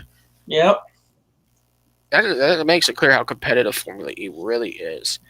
Yeah. But what's kind of unfortunate is we're going to see the loss in presence from Audi, BMW, and Mercedes factory teams. They will no longer show up in the sport anymore. Well, Mercedes hasn't made it clear that they're leaving. BMW has, and Audi has. And Audi was a fixture in Formula E for quite some time. Yeah. And this has been an outlet for a lot of these constructors to have factory teams and spend their focus when they could not focus on LMP1s. They could focus on Formula E. They could not focus on F1. IndyCar, you name it, they went to Formula E. I kind of like this outlet, and it's good for futuristic conversations. This is something a lot of people can back up for the general public, and it's a good sign to see. All right, we got 2 other races we're going to discuss. Actually, 3 more I'd like to discuss before we go into the other races. Well, let's first of all bring up a very important race in the world of dirt track racing, the 2021 Knoxville Nationals, the 60th running of the race, and finally Kyle Larson is a winner. Yep. Kyle Larson has not won this race, much like he had to struggle to win his first Chili Bowl last year. Yeah. And now he had to wait for a while to get that Knoxville win, and he won it. So here are the results from the feature race of the Knoxville Nationals.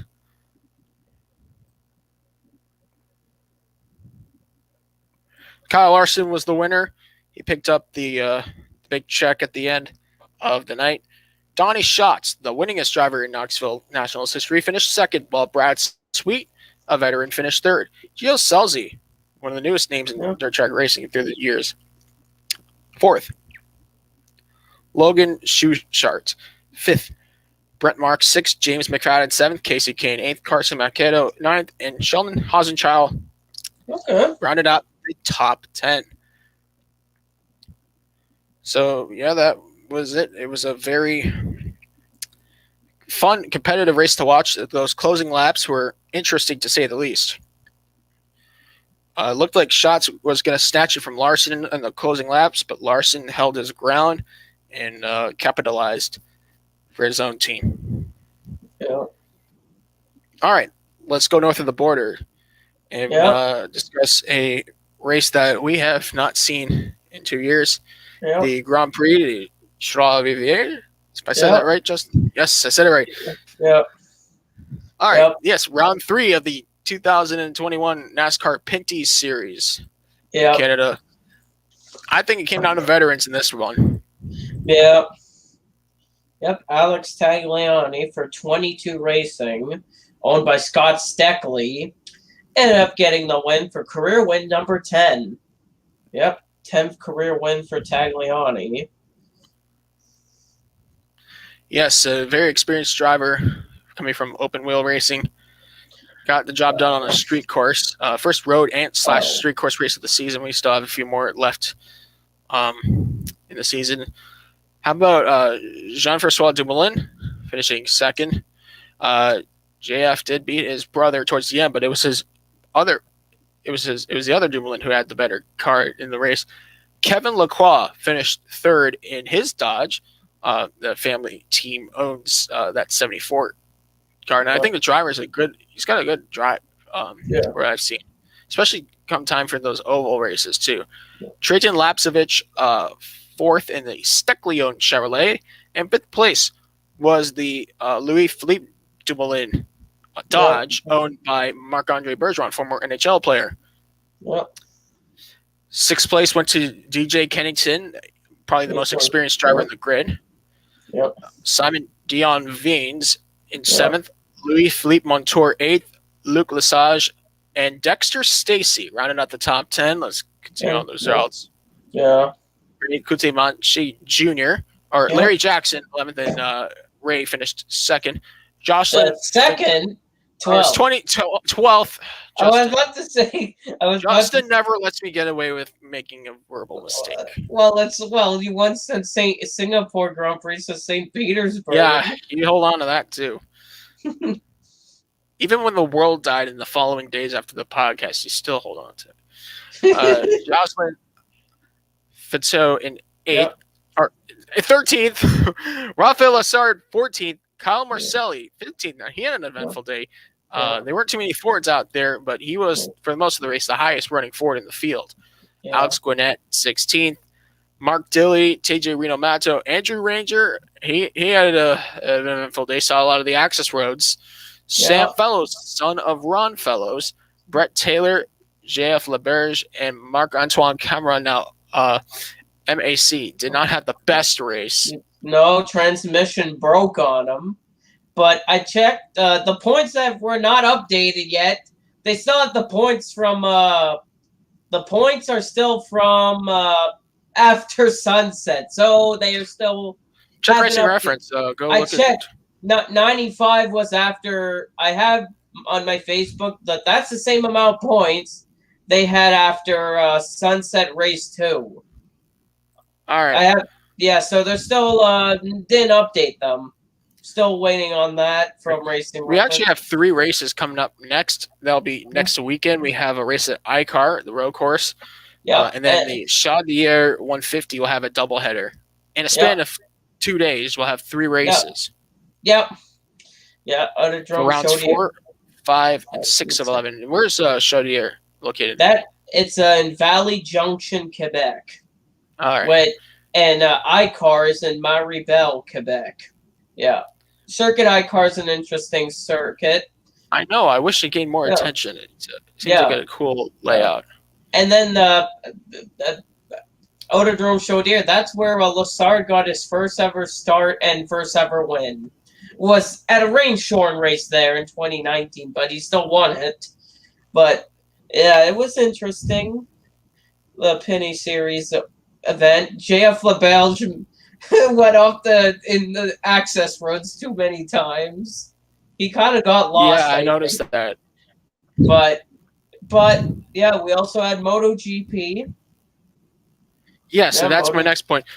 If that race wasn't chaotic, I don't know what race will ever be in MotoGP. It seems like these races get wild, really, when the pressure starts to switch to a higher level. How about Brad Binder? Yeah. South African KTM rider gets his second career win. Wow. And Paco Bagnaia, second. He's so close to getting that win. It just seemed to happen. I'll talk about how that race, how Binder won in a minute. Third place went to Jorge Martin, who won last week. Pole position. He's just doing so well in qualifying. Jorge is just incredible. Fourth place went to Juan Mir. Fifth place went to Marini. And Fabio Quartararo with the fastest lap finished 7th. Huh. I gotta pull that up.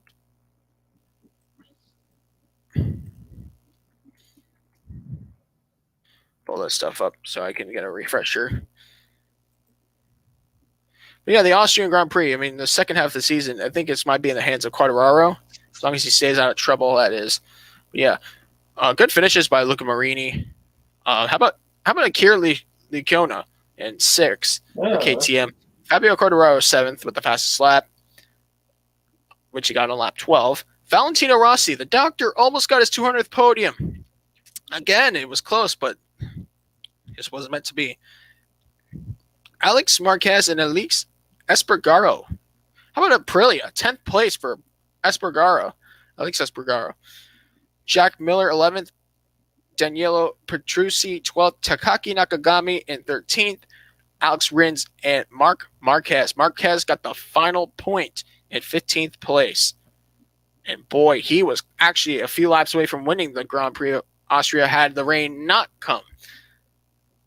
And it threw everybody off. We saw a lot of impromptu pit stops because, MotoGP, you replace bikes. You don't change tires. You just replace bikes with wet tires equipped on them. Brad Binder stayed out on slick tires. Oh, yeah. And it looked like he was about to slip and fall miserably. And I was worried for him, just safety-wise, because that track has put a lot of bad crashes and bikes in the recent years. And Brad Binder tiptoed his way to victory. Yeah. And, I don't know what else to say except Quartararo survived this one. Yeah. But who did not? Joan Zarco. It hurt him in points. But Zarco crashed.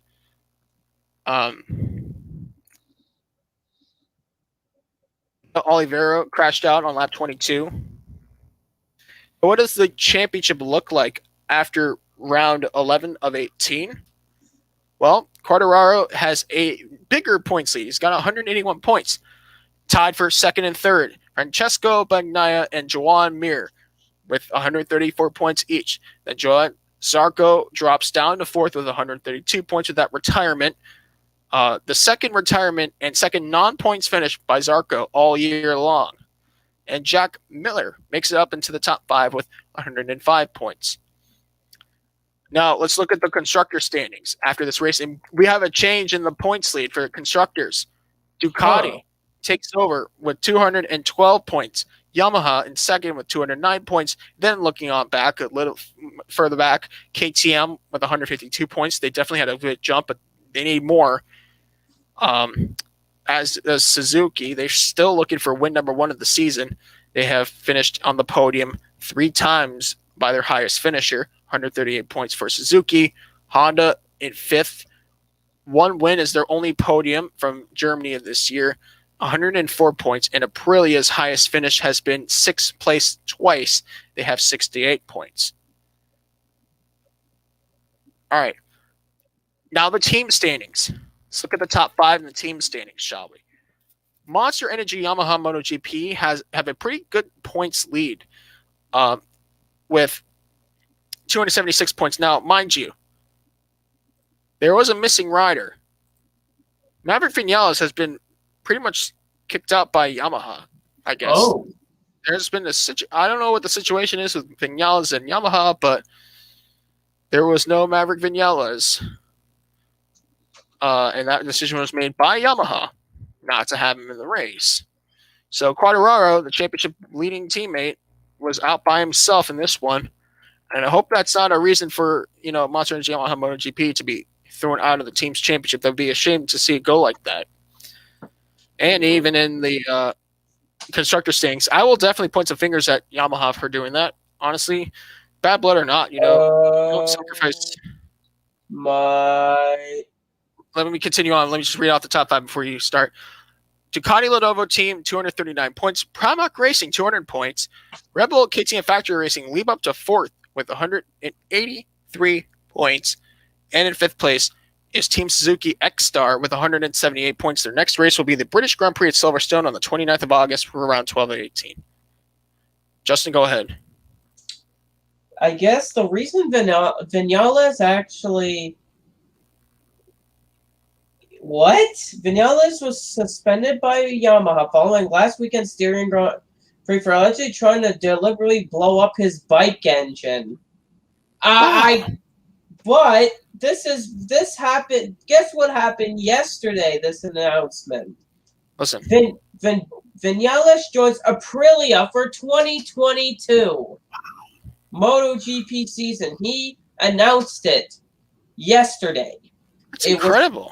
It was confirmed by motorsport.com early this morning, 15 hours ago. Aprilia. Yeah, it was confirmed this morning. So Yamaha decided to suspend, trying to blow up his bike engine. I don't know where that's coming from, but joining Aprilia, that is really interesting. Aprilia could really use him right now. They have been in a bit of a slump. Yeah, he's going to be driving. They've actually been filling up the bottom of the constructors' points. And if you look at Aprilia in the team standings, they do sit in 8th right now. Grassi Racing have the factory Aprilias this year. Like in MotoGP for 2022, Aprilia will have Vinales and Alexi Espargaro on the other bike. So they're going to be running. So he's going to be a teammate to Espargaro, Alex. At least Espargaro, who's yeah. He's going to be driving for them. Yeah, that's interesting. Right as I looked at, he's the younger brother. He's the older brother of Paul Espargaro. Yeah, I was just looking through. I remember I saw them. I'm like, what is this talking about? I saw it briefly about him joining Aprilia. So, I have a feeling that maybe there's some bad blood. I mean, I would hate to blow my own engine up. That's just something's going on underground that we don't know, and maybe that's just a case of a transition in teams, I guess. But that's going to be interesting, him and Aprilia in 2022. But it's going to be interesting for. It's going to be ridiculous, crazy too. Next MotoGP race is the British Grand Prix, I think. Yes. British Grand Prix. The 29th of August. Yep. So not this Sunday, next Sunday. The same day as the F1 race at Spa, the same morning. All right, let's talk about this upcoming weekend. We have NASCAR, we have IndyCar, and of course the 24 hours of Le Mans. We'll hold that discussion for last in the podcast. Let's talk about the Michigan 400. Yep. First time they're actually running just one race. Remember last year they had a doubleheader last year, 2 500-kilometer races last year, which last year both races were won by Kevin Harvick. And in fact, Harvick won 3 in a row, much like another driver who's tearing up the track this year did at one point of his career, Kyle Larson. Yep, he's one of the favorites this weekend. Yeah, Michigan has a long history of running since 1969.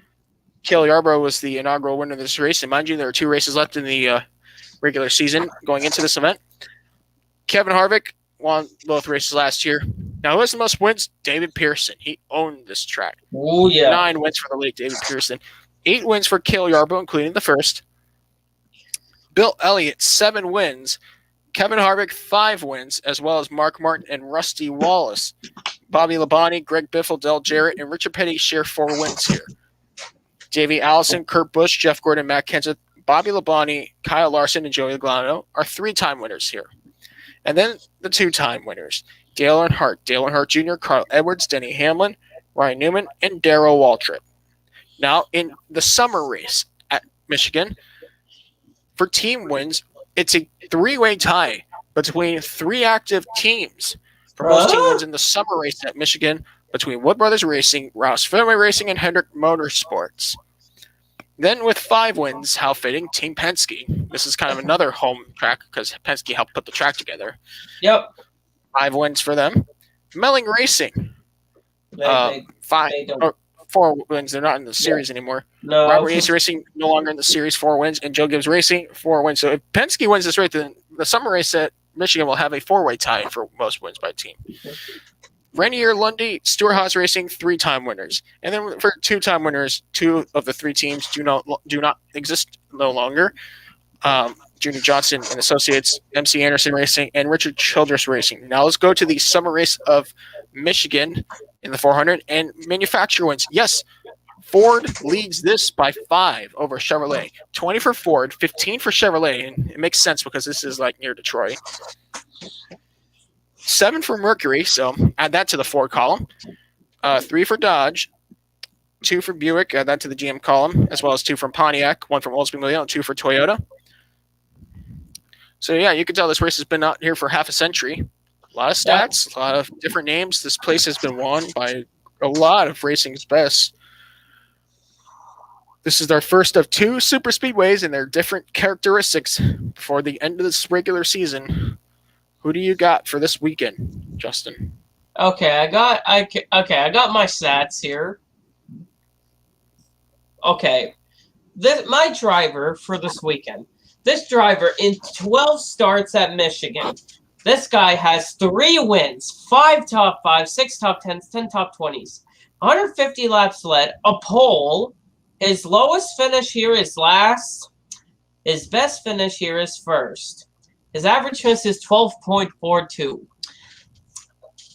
Okay, he drives a Chevrolet. Driver of the number 5. Kyle Larson is going to win at Michigan and get number 4. He's going to get his 4th win at Michigan. He's just good at this track. This track suits his racing style. I know it's a new package, but Kyle Larson, he's been good at these big tracks. Like, he's showing the speed a mile and a half. This track is only half a mile bigger. I feel like Kyle Larson's going to show his speed like he used to be at Michigan, and he'll win the race. Who's your pick, Joseph? Well, I think for this one, I'm going to go exactly with who you have, and that is Kyle Larson. Larson is just too good this year. How couldn't he win at Michigan? It's his place. Yeah, he really knows this track.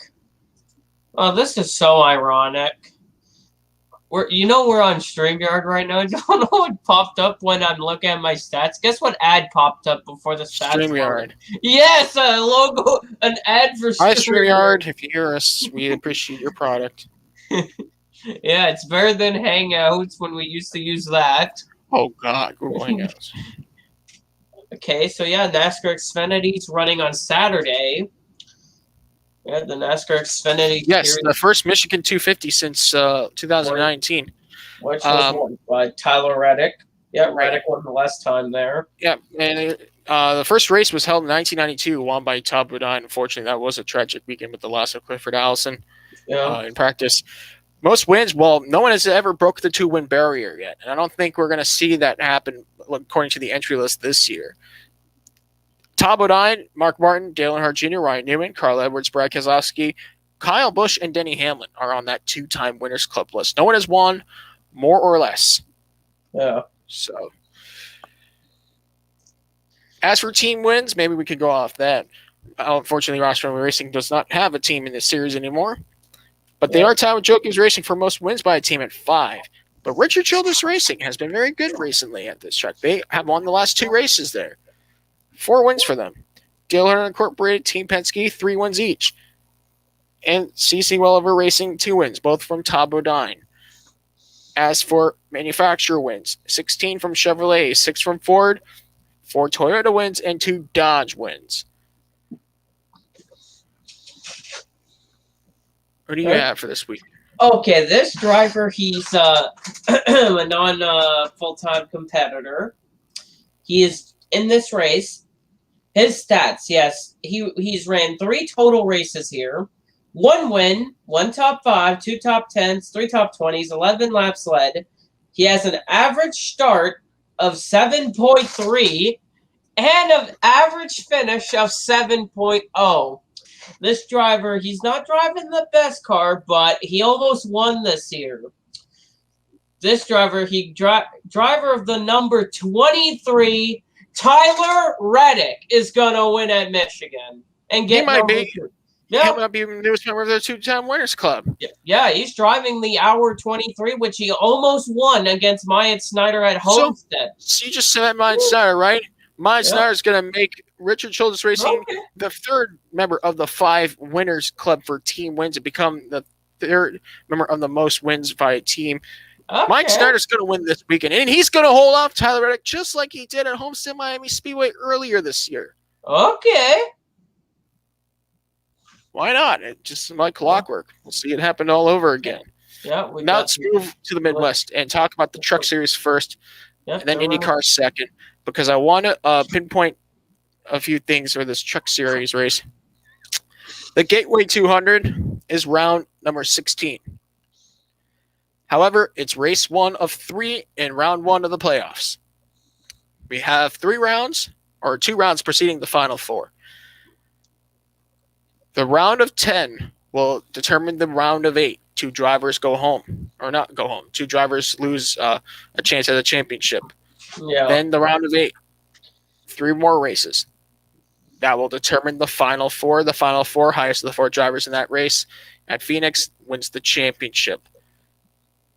The 10 drivers, we'll talk about them in a moment because we have to talk about the race first. And if you're a fan of Sheldon Creed, this might be your race to watch. Fun fact, there's only one driver that has won more than once here. So this could be a major even playing field. Who knows what it will look like. Last year's winner, Sheldon Creed. First time the race was held, Rick Corelli won in 1998. Most wins, only Ted Musgrave with 2. Most team wins, Ultra Motorsports, Kevin Harvick Incorporated, Kyle Busch Motorsports, and GMS Racing have won twice. No team has exceeded 2 at this track. Most make wins, best D driver Chevrolet, 10 times they've won here. Toyota 5 times they've won. Dodge 3 times they've won. And Ford 2 times they've won. There you have it. Now, here you have the 10 drivers in the playoffs, but we have the drivers in the race. And I feel like of all the 3 series, the Truck Series will be the most likely the series that will have a lot of different people from outside the top 10 in the championship that can win on a weekly basis in the playoffs portion of the season. So who do you have winning this weekend? Okay, I'm looking through the stats for this driver. This driver, he has only 1 start here, which was last year. He in 1 start he has 1 top 10 and 1 top 20. He started 18th and finished 9th. He's part-time for this team. He's in a 5th truck for this team. He's ran a few races. Driver of the number 66, Ty Majeski is going to win career win number 1 at Gateway.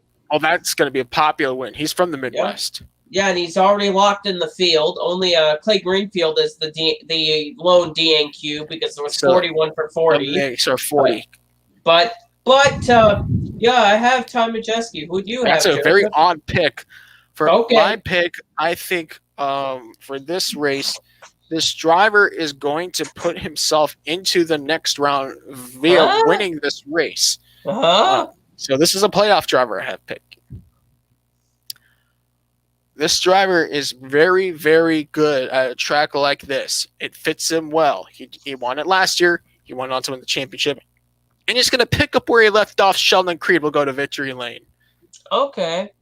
Oh, my gosh. Do you know what I just found? Yeah, go ahead. I was looking just through the stats. Wendell Chavis has a better average finish than Harrison Byrne here. I don't know how that's possible. run more races and maybe you'll do No, better. no. Or actually run less races and have a good finish. Wendell and Harrison's only ran one career race here, and Wendell has a better average finish. That's an interesting stat about Wendell Chavis. All right. Yeah, we have IndyCar. IndyCar's running at Gateway. Their final oval. Yeah. We'll talk about IndyCar for a minute, but Justin, I was going to ask you, what driver for the playoffs do you think is going to have the best race? Because you didn't pick a playoff driver to win. Okay, for me, the best playoff driver, I feel like Austin Hill. He's been really consistent recently. I feel like he's going to be the best playoff driver of the field this weekend. He's just so consistent, which is helping him, and he knows the track. He's done well at this track. So I feel like Austin Hill and Hattori. Very steady, consistent driver. He's won the last 2 races. He could go 3 in a row. Yeah. Brilliant this year. Yeah, we'll find out on Friday night. Now let's look at what we got coming on Saturday night. Yep. Saturday night's all right for fighting. Elton John. Let me pull this up. But yep, the Gateway 500K at Indianapolis. Gateway Worldwide Technology Race for Gateway for the IndyCar Series. I was about to say Indianapolis. I think. See, my mind's not going the right direction. Yeah, Indiana and Illinois, they're not at the same place. No, and this is the part of Illinois where we make it closer to Missouri, St. Louis, because it's right there.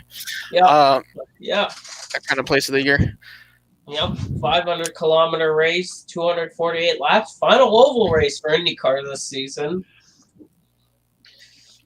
So, yeah, last year we had a doubleheader. Scott Dixon and Joseph Newgarden won both of the races. Only one driver has more than one win.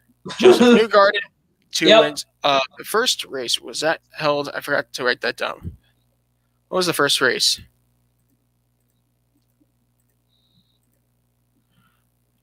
Oh, I'm going to look it up right now because I didn't put that in my notes by accident. Paul Tracy, 1997. Oh, jeez. Yeah, for Penske at the time.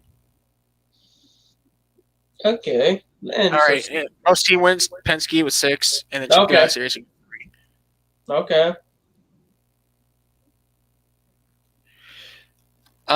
Engine wins.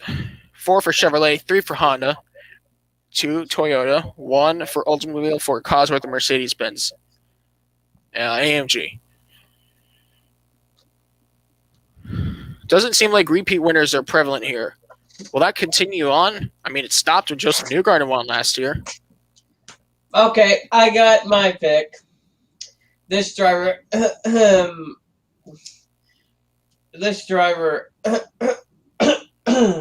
he drives car number 2. He has 2 wins here. Joseph Newgarden's going to win again. Get 3 wins at Gateway. He's going to get 3. He's going to have 3 wins at Gateway. He's just good at this track. Like, the thing about Newgarden, he's good at certain short tracks. Like, he's good at Iowa. Remember when IndyCar ran at Iowa, he was good? He's good here, too. So I feel like Joseph Newgarden's going to win here in his Chevrolet. I feel like he's going to continue being good on these shorter tracks in IndyCar and get win number 3 at Gateway. Who's your pick, Joseph?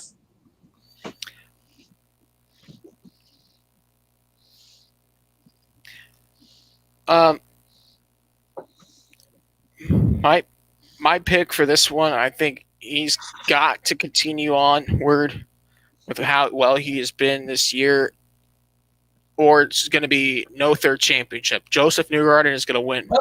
Okay. He has to get it done. He has to, or it's over. Yeah. But also, Joseph Newgarden, he's just good at Gateway. It's like Iowa. It's like Iowa. Iowa, he's like one of the best drivers at Iowa. And Gateway, he's just really good there. Don't count out that Penske Chevy out of the contention. Yep. We got the major races out of the way, the three. Yeah, the most major race is actually our next discussion. And you can see the grid. I think you guys know what's coming up. Yep. The 89th running of the 24 Hours of Le Mans. Yep. Before we get any further, it is part of the World Championship for sports cars, the FIA World Endurance Championship, which will be round 4 of 6 if you keep up with the championship there is. And, this race is one of the most prestigious races. I got to close on my tabs to not distract myself, especially for a race like this. All right. So let's talk about the history of the 24 Hours of Le Mans. I'm going to pull up some tabs here so I can have them on standby as we talk about them because I like stats. This race was not as much of a race when it began. It was more or less of a test for man and machine, car and driver. Really, equipment versus time. It was more of a test of what cars can last 24 hours. And the cars that lasted 24 hours were the ones that were praised and shown on top of a podium. Well, let's look at the history of this race. 24 Hours of Le Mans, or 24 du Mans. I don't know what 24 is in French. I'm sorry. But yes, it's a beautiful place in France, in Western France. Yep. The race has been held since 1923. Yep. The very first race in 1923 was won by an all-French squad, 2 drivers from France and a French car from a French team. The driver pair of André Lagache and René Lenard for Chenard and Wackler SA, and the Chenard and Walker Sport 3 liter, driving with Michelin tires and completing only 128 laps. Yeah, that's how. Yeah, now cars have changed. Yeah, those cars were not like these speeds now are way faster than back then. Almost 100 years later, here we are, and now this, the cars have evolved, and the exception of 1936 and most of the 1940s, the race has been on its traditional June date. This will be the last year, definitely, that it'll be held outside the month of June, because they only pushed it just so that they can have fans back, which means that we should be back next year for sure. And, the rescheduled date, I think it was good with the exception of the IndyCar conflict, because a lot of IndyCar drivers run Le Mans. Everything else seemed to run fine. We didn't have too many conflicts. Yeah, but IndyCar couldn't move it because they were already scheduled this weekend. They were scheduled. Tickets were already sold, and it just was too late. Yeah, but you know what? Everything else, actually a few other conflicts. It was not too bad for this year to have the date change. I mean, another exception that was notable was the clash between the ELMS and the Nürburgring 24 Hours, which resulted in a lot of new faces in the ELMS cars for that time. Let's talk about the history of the race, though. So last year's winners was the Toyota Gazoo Racing in the old Toyota TS050 hybrid in the old LMP1 era. Yes, LMP1s are done no more. Those days are done. Drivers were Sebastian Buemi, Brendan Hartley, and Kazuki Nakajima. Now, who has the most wins for drivers? Mr. Le Mans himself, the Danish legend, Tom Christensen. 9 times he's won this race. Then we'll go on the list. 6 wins for Jackie X. His record was broken by Christensen in the 2000s. Derek Bell, 5 wins. Frank Biella, 5 wins. Emmanuel Pirro, 5 wins. Biella and Pirro shared a car for all 5 of those wins.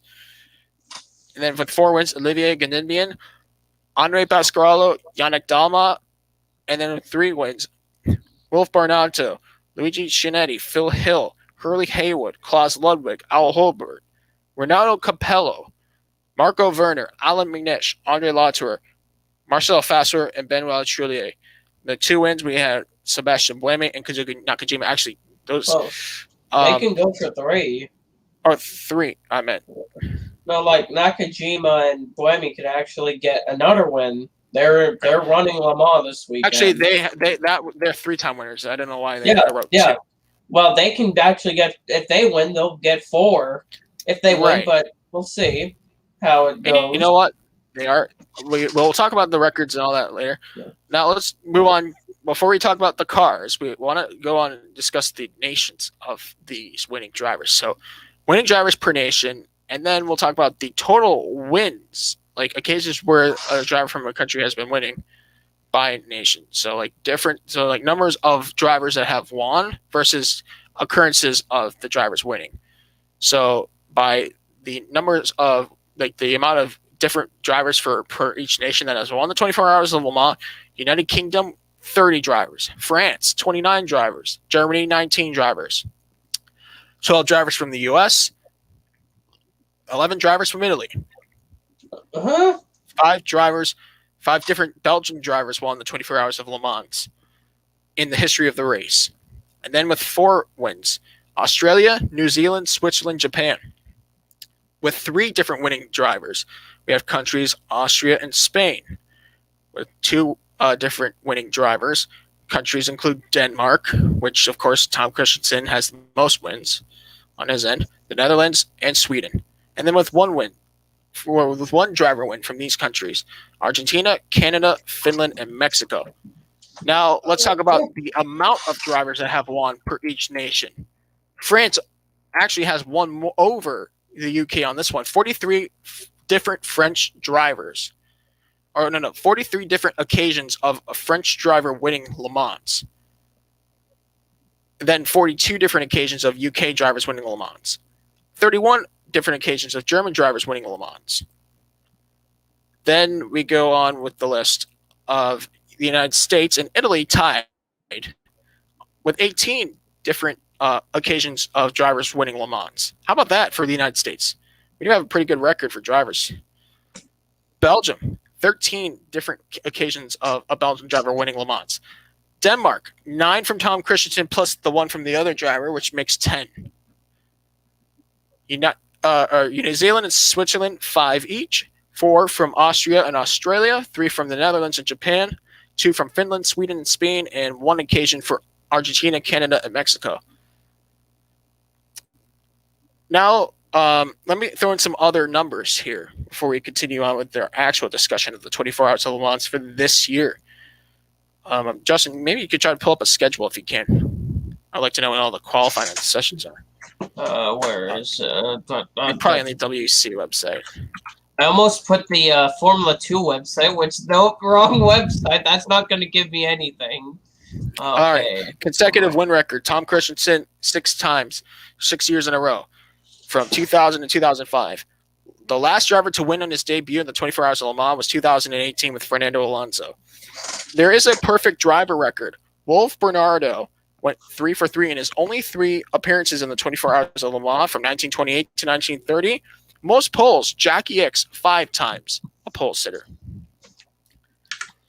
All right, ready to talk about constructors? Let's talk about constructors. Let's talk about the cars. Most wins by a constructor. Porsche owns this list. 19 times they have won. And guess what? They're looking for win number 20. Porsche is expected to, they're coming back. I don't know if it's next year or the year after, but they are making a plan to race for overall Le Mans glory and get that 20th win under the bag. Audi, 13 wins. Yeah. Remember their dynasty in the 2000s. Yeah, I sent that. If you click event information, there's a thing, timetable. You click that, and then there's the schedule for everything. Oh, perfect. Thank you. Yeah, which the first practice for, like, actual practice for Le Mans is on Wednesday. Wednesday's the first practice, like, official practice is on Wednesday, the 18th. Yeah. Okay, thank you very much. Yeah. Perfect to have that in my save tabs. At least it's written in English and French, not just French. For people, I want to continue on with the list that I was reading off here. So Porsche 19, Audi. Remember they dominated in the 2000s. Yeah. They won every race in the 2000s except for Bentley in 03 and Peugeot in 2009. 13 wins in total. And Audi's coming back. Porsche, remember, they're coming back with an alliance with Multimatic and Team Penske. And Audi's going to come back pretty soon. Ferrari, we know they're coming back. They're still looking for win number 10. And it's been 56 years since their last overall Le Mans win in 1965. 9 times they have won. Jaguar, 7 wins overall Le Mans. Bentley, 6 overall wins at Le Mans. Remember that 73-year drought coming to an end in 2003? They got their 6th win. Yep. 4 wins from Alfa Romeo, and of course, how could we ever forget about Ford's dynasty, winning 4 races in a row from 1966 to 1969. Yeah. And with 3 wins, Mattress Simca, very underrated brand, 2 foreign brands. They won 3 times from 1972 to 1974. Peugeot, they are coming back next year. They already have their rosters getting set. The car was unveiled, and all they had to do is race. 3 times they have won. And Toyota, they won their last 3 races here. Their curse ended in 2018, and they have not lost a race since. With 2 wins, Lorraine Dietrich and Bugatti. Remember, Bugatti Circuit has been named after the French brand. Yeah. And then with 1 win, Chenard and Wackler, Agonda, Delahaye, Talbot Lego, Mercedes-Benz, Aston Martin, Mirage, Renault Alpine, Rondeau, Sauber Mercedes, Mazda, McLaren, and BMW. So there you have it for the count on overall wins. Now let's continue on with some other stats for constructor wins by nations. So what nations have the most wins by constructors? Germany takes this list by no surprise. 34 Le Mans wins by 4 different German constructors. Wow. The United Kingdom second on that list with 17 wins by 6 different constructors. Then France third on that list with 15 wins by 9 different constructors, the most on different constructors on that list. And then Italy, 13 wins by 2 different constructors. The United States, all 4 of their wins were with Ford, a sole constructor. That could change this year. Who knows? In Japan, only 2 constructors have gotten them 4 victories, Mazda and then the 3 from Toyota. And Switzerland, with the Sauber Mercedes entry, got them their only win by 1 constructor from 1989. Now, let's talk about most wins by a car. Now, we're talking about the specific cars that won this race overall, not by the makes. We already talked about that. The Audi R8 has to be the greatest car in Le Mans history, winning 5 times in 6 years. 5 out of the 6 years in their time they won. Wow. Before transitioning to the next Audi brand, the R10 and then the R18 TDI to finish things up. Yeah. 5 wins from Audi R8. The Alfa Romeo 8C 2300, the Ford GT400, the Porsche 956, and the Audi R18 are 4-time winners by a car brand, a car make and car model. These brands have 3 wins per each of their respective race cars.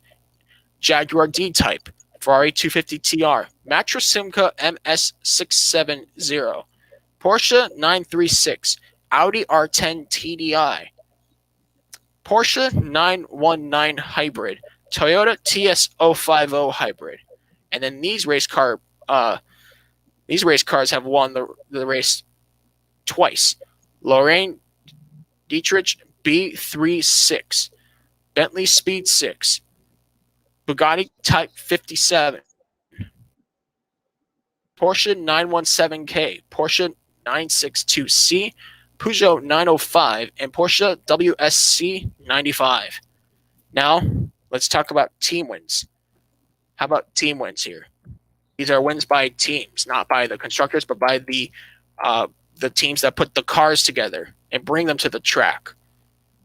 The ones who purchase the cars most of the time. Yeah. Yost Racing. They have won 13 different times. And you could think most of those wins from the Audi dynasty in the 2000s. Yeah. and in the early 2010s. Porsche, their factory works team, 12 wins. That could change. They could tie that list next year. We'll see. Scuderia Ferrari, 7 wins. Scuderia Ferrari has not won since 1964 by a team. Jaguar, 5 wins. Bentley, 4 wins. Bentley Motors Ltd. Matra Sports, Peugeot Sport, and Toyota Gazoo Racing, 3-time winners. And then with 2 wins, Ikiri Ekose, Shelby American Incorporated, and John Wire Automotive Engineering are your 2-time winners by teams. Now, here are some other stats that I've also included. Before we talk about the race itself, and I have more notes that I do want to take. I could go on and on all day about the 24 Hours of Le Mans, how special this race really is. Consecutive wins by a constructor. Porsche, they almost swept the entire 80s. From 1981 to 1987, they won 7 in a row. Wow. Most poles, the first pole qualifying session for the 24 Hours of Le Mans, believe it or not, was in 1963. They never had a qualifying session beforehand. Huh. I remember their start procedure changed after 1969 due to controversy. Remember, from the traditional start to a rolling start like they've done ever since. And also Porsche, 19 poles. That actually matches the number of the wins they have. Wow. Most wins by a starting position. First and second place starting spots are tied with 11 wins each. Most wins by a tire, Dunlop, 34 times. Most wins by fuel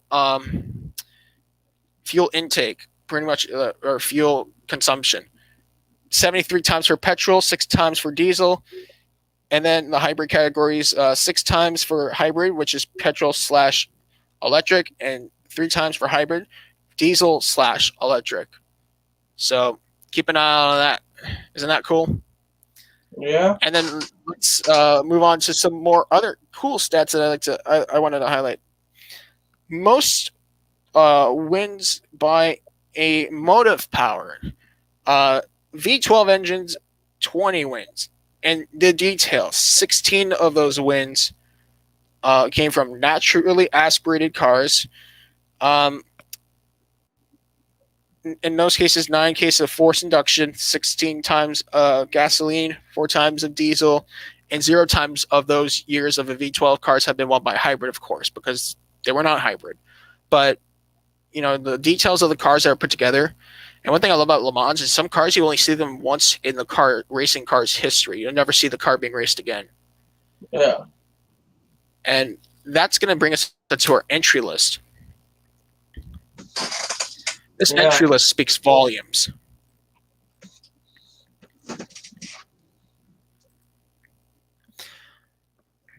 So, the hypercar class is expected to compete for the overall win. 5 cars. Pick up the list. We have 2 cars from Toyota Gazoo Racing, including the defending winners, of course, the team that won last year. But this is their first year in a new car. Yeah. Remember, it's the Toyota GR010 hybrid this year. New car configurations, new rules, everything. Alpine F map prepared by Signature team. And the Alpine A480 Gibson, which was a successor of the Rebellion chassis, the R13. Then the American team, owned by filmmaker and entrepreneur and automotive fanatic James Glickenhaus himself, Glickenhaus Racing. The Glickenhaus 007 LMH car will be contending to become the first American team to win since 2005 and the first American constructor to win since 1969 and to become the only second American to do it. So you have 5 on the LMH class. 2 of those cars are going to be run by hybrid-powered Toyotas, of course, the Toyota team itself. Now, we could see P2s win overall. I mean, it doesn't take much for 5 cars to DNF a race. Doesn't matter what class they're from. It could possibly we'll see maybe a P2 on the podium. But we'll see. But it all depends how the race plays out. We have 25. We 25 have LMP2s, and new to this year for the LMP2 class, we have a Pro-Am battle, a Pro-Am incentive. And not to mention, Orca 07s make up the majority of this field. Yeah, except the G drives have the Oris 01 Gibson, but the Racing Team India Eurasia has a Ligier JSP 217 Gibson. They have a different chassis instead of, and same as G Drive, another chassis. All the other ones have the Oracle 07. Yeah, 25 entries in that. So a lot of competition there, and great rosters from each and every one of them. I can't wait to see how that turns out. Let's continue on with the GTs. LMGT Pro. While we do see the subtraction of the world champion Aston Martin racing team in this class, we do get to see the debut of the Corvette C8R, which they had to take the year off Le Mans last year due to financial issues. The Pratt & Miller Corvette racing team, they're back.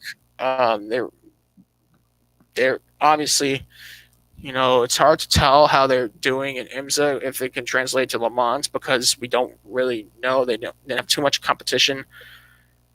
And of course, the Ferrari, they have their set. Porsche GT team is, their usual rosters. And then, of course, the privateer teams. Let's talk about the privateer teams because we have Hub Auto Racing from the Chinese Taipei running a Porsche 911 RSR 19 and Proton Competition's WeatherTech Racing entry. Yep, number 79. Porsche 911 RSR 19. I think it's going to be a mixture. The factory team should have the upper hand in this class, but we don't know. Then again, there's only 8 of them, and it takes 24 hours to complete this race.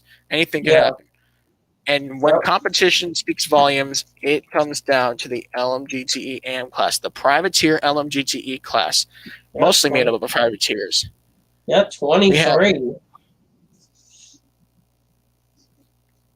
23 cars. That's a huge load of cars that come from primarily the European Le Mans Series, the WEC, the Asian Le Mans Series, some 24-hour only entries. We have a lot of the cars are actually Ferrari 488 GTE Evos. Yeah, there's 4 Aston Martins in here, a few Porsches. Yeah, we have Aston Martin factory team. TF Sport, they're probably going to receive factory support, I believe, as well, especially with the subtraction of their pro team. D Station Racings also has the Aston Martin, the 777. They're running Aston Martin. Then on the other side, we have the Porsches. They have a lot of presence in this class too. Dempsey Proton Racing, Proton Competition. You got Team Project One. You got Herberth Motorsport. They have Porsche. Yes. Straight out of the 24H Series and the Asian Le Mans Series Championship that they surprisingly won. A great show up for them. Proton Competition. They have a Porsche with GR Racing, the all-British team. Oh, jeez. Let's not forget Iron Lynx, the team that won the Spa 24 Hours a few weeks ago. While most of the drivers are going to be in AF Corsa, it's still nice to see that they have a big presence with 3 cars. Sattler Racing, they have a lot of presence. AF Corsa has their own. And then the innovative car, by the way, will be an Orca 07 LMP2 car. Number 84, Association SRT 41, a team based not too far from Le Mans. This. Let's take a look at the classes, though. Oh my. All right, we're going to start by the highest class, the hypercar class. We're going to go, because there's only 5 of them, we're going to go talk about each and every one of them. Yeah. So, by the way, the cool thing about this year's Le Mans 24-hour is that the exact same roster for the winning team last year has returned this year. Yep. No departures. Still Sebastian Buemi, still Brandon Hartley, and still Kazuki Nakajima. Yeah. Car number 8. Car number 7, Mike Kamui Kobayashi, and Jose Maria Lopez. We know that Kobayashi's been longing for that win at Le Mans. He's been pretty close, and I think, it might be a good battle they'll have to work with each other. Hopefully not against each other, but with the added competition next year, they better prepare themselves now before next year rolls around. When we go back to that original June date in 2022, we're going to go back to a time that feels like 2012 when the prototypes were really neck and neck for the overall win. But that's for another year of waiting. Then Alpine Elf Mountain, Nikolai Lapierre, Andre Negraro, and Matthew Vaxivière, if they win here this year, it's going to be a very, very eruption of a crowd. Yeah, French team. 50,000 people will be watching and cheering on this team for sure. And then the Americans. Has been 52 years since the last American constructor won and 16 years since the last American team won. And all that can change this weekend with 2 Glickenhaus Racing entries with a new 007 LMH car prepared by James Glickenhaus himself. The 708 car has very good drivers, as is the 709, world-class drivers. Pipo Derani, Frank Malieu, and Olivier Pla. And then the 709, Ryan Briscoe, Roman Dumas, and Richard Westbrook. That's also a strong lineup. Those the two Glickenhaus, they have a strong lineup going for them. Ryan Briscoe won the 24 Hours of Daytona this year. Maybe he can win the 24 Hours of Le Mans too. Yeah. Now, we mentioned all the names of the drivers for this class because there's only 5 of them. But who's going to win? And who's going to win? Who's going to get the class win? And I'm saying class win for a reason. Okay, my pick. This team. This is going to be a popular win for this team. My pick is the number 36, Alpine Elfman, Alpine A40, 480 Gibson, driven by Nicolas Lapierre, Andre Negrao, and Mathieu Vaxivière. I feel like they're going to have during testing, they've had so much good speed that were not too inconsistent with their speed. They were just always consistent in both sessions. So I feel like they're going to carry speed through practice. They'll be there for hyper pole session, get possibly pole. I feel like the number 36 is going to get the victor. If they win pole, this place is going to go wild. It's going to feel like Peugeot in 09 all over again. Who's your pick? For hypercar? And you know what? Peugeot better watch these guys. Don't think that they're going to be the sole French leaders of Le Mans. If Alpine, the guys are backing them up, and Renault really put this together, I'd like to see it like an inter-country battle too. It would be fun to watch. We don't know where this is going to go, but I'm going to go with a team that I've been so biased for them. I love that they're there.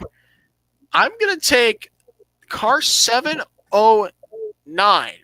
Glickenhaus Racing, the Glickenhaus 007 LMH of Ryan Briscoe, Roman Dumas, and Richard Westbrook. Now, mind you, when we talked about this, we said class win. I said class win for a reason. I'm going to hold off on that because you can't change the fact that there's only 5 of those cars starting the race. All LMP2s can fail. All LMP2s. There's more LMP2s that can spare. Yeah, but all 25 can actually fail in the race. That's possible. Like, you can have, like, a 6-car LMP2. It's not 1953 anymore. You can have a big one at Le Mans, yes. Like, you can still have a decent... But I feel like... But maybe these hypercars might lap them, like, 7 times. Maybe. We don't know. But the speed difference is still not that many seconds apart. Yeah, but 2 seconds. We're going to put LMP2 in a different category right now for class win and then Pro-Am. If your pick is a Pro-Am, then it doesn't apply to you. So who do you got for the LMP2 class win? I got my pick for LMP2. My pick is the number 28 Jota Sport Oreca 07, driven by Tom Blomqvist, Sean Galisle, and Stoffel Van Dorn, will win the Le Mans 24. In class, I meant. They'll win the class.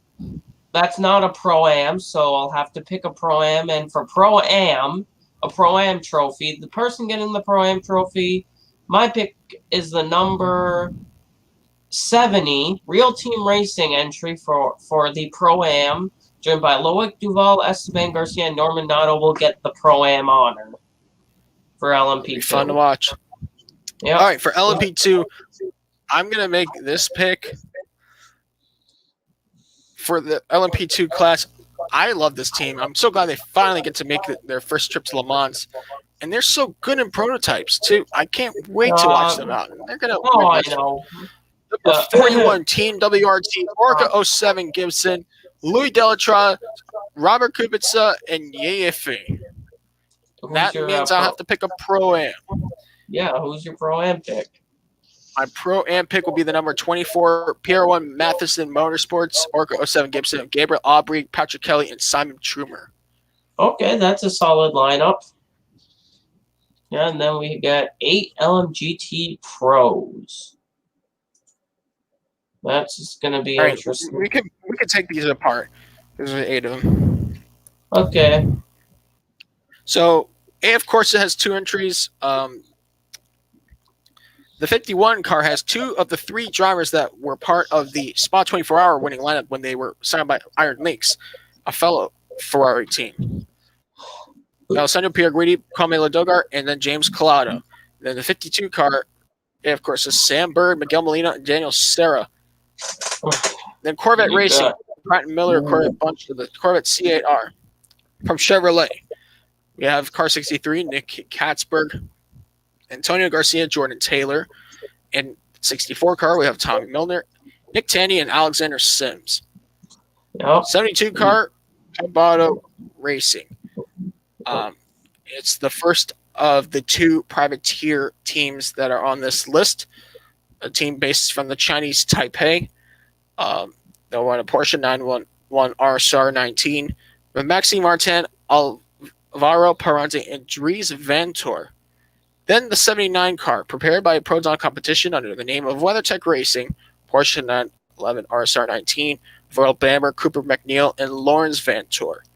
Then the factory Porsche GT team. These teams, of course, we know how special they are. The 91 car will have Jimmy Bruni, Richard Leitz, and Frederick Makovicki.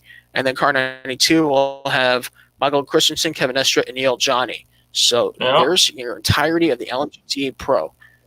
But there's only one winner. Yep. I got my pick. My pick, this is going to be an upset pick.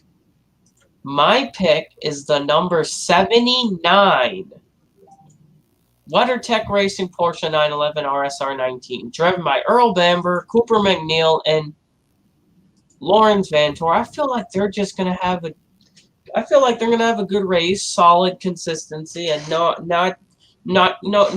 have any problems. I feel like the 79 WeatherTech Racing Porsche is going to win in class. Who's your pick, Joseph? My pick, it's going to be back under the American flags. I have car 63, the Chevrolet Corvette C8R. Okay. Nick Katzberg, Antonio Garcia, and Jordan Taylor. Just 3 great experienced drivers. It's hard not to pick them. Yeah, they've been winning a lot in IMSA competition. That the 3, which that's the number 63 in here, but when they run in IMSA, this car is number 3. It's that's going to be it's going to be a competition. 8 cars. It's going to be interesting. But then we got 23 in the LMGT AM class. 23 cars. Ooh, it's too many to pick. Yep. Ooh. This is going to be this class is going to be really competitive. 23. Ooh.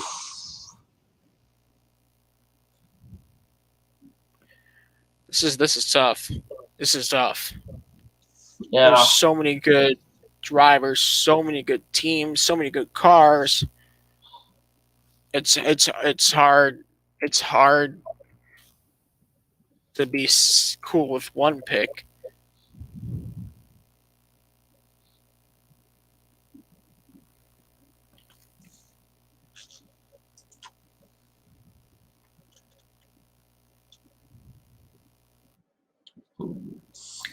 Wow. I got my pick. I think I have my pick. My pick is really an upset. Let's hear my pick is the number 85 Iron Lynx Ferrari, driven by Sarah Bovey, Rahel Frey, and Michelle Gathing. That would be a big storyline. Huge storyline. Because we have seen an all-female team win Le Mans in the past.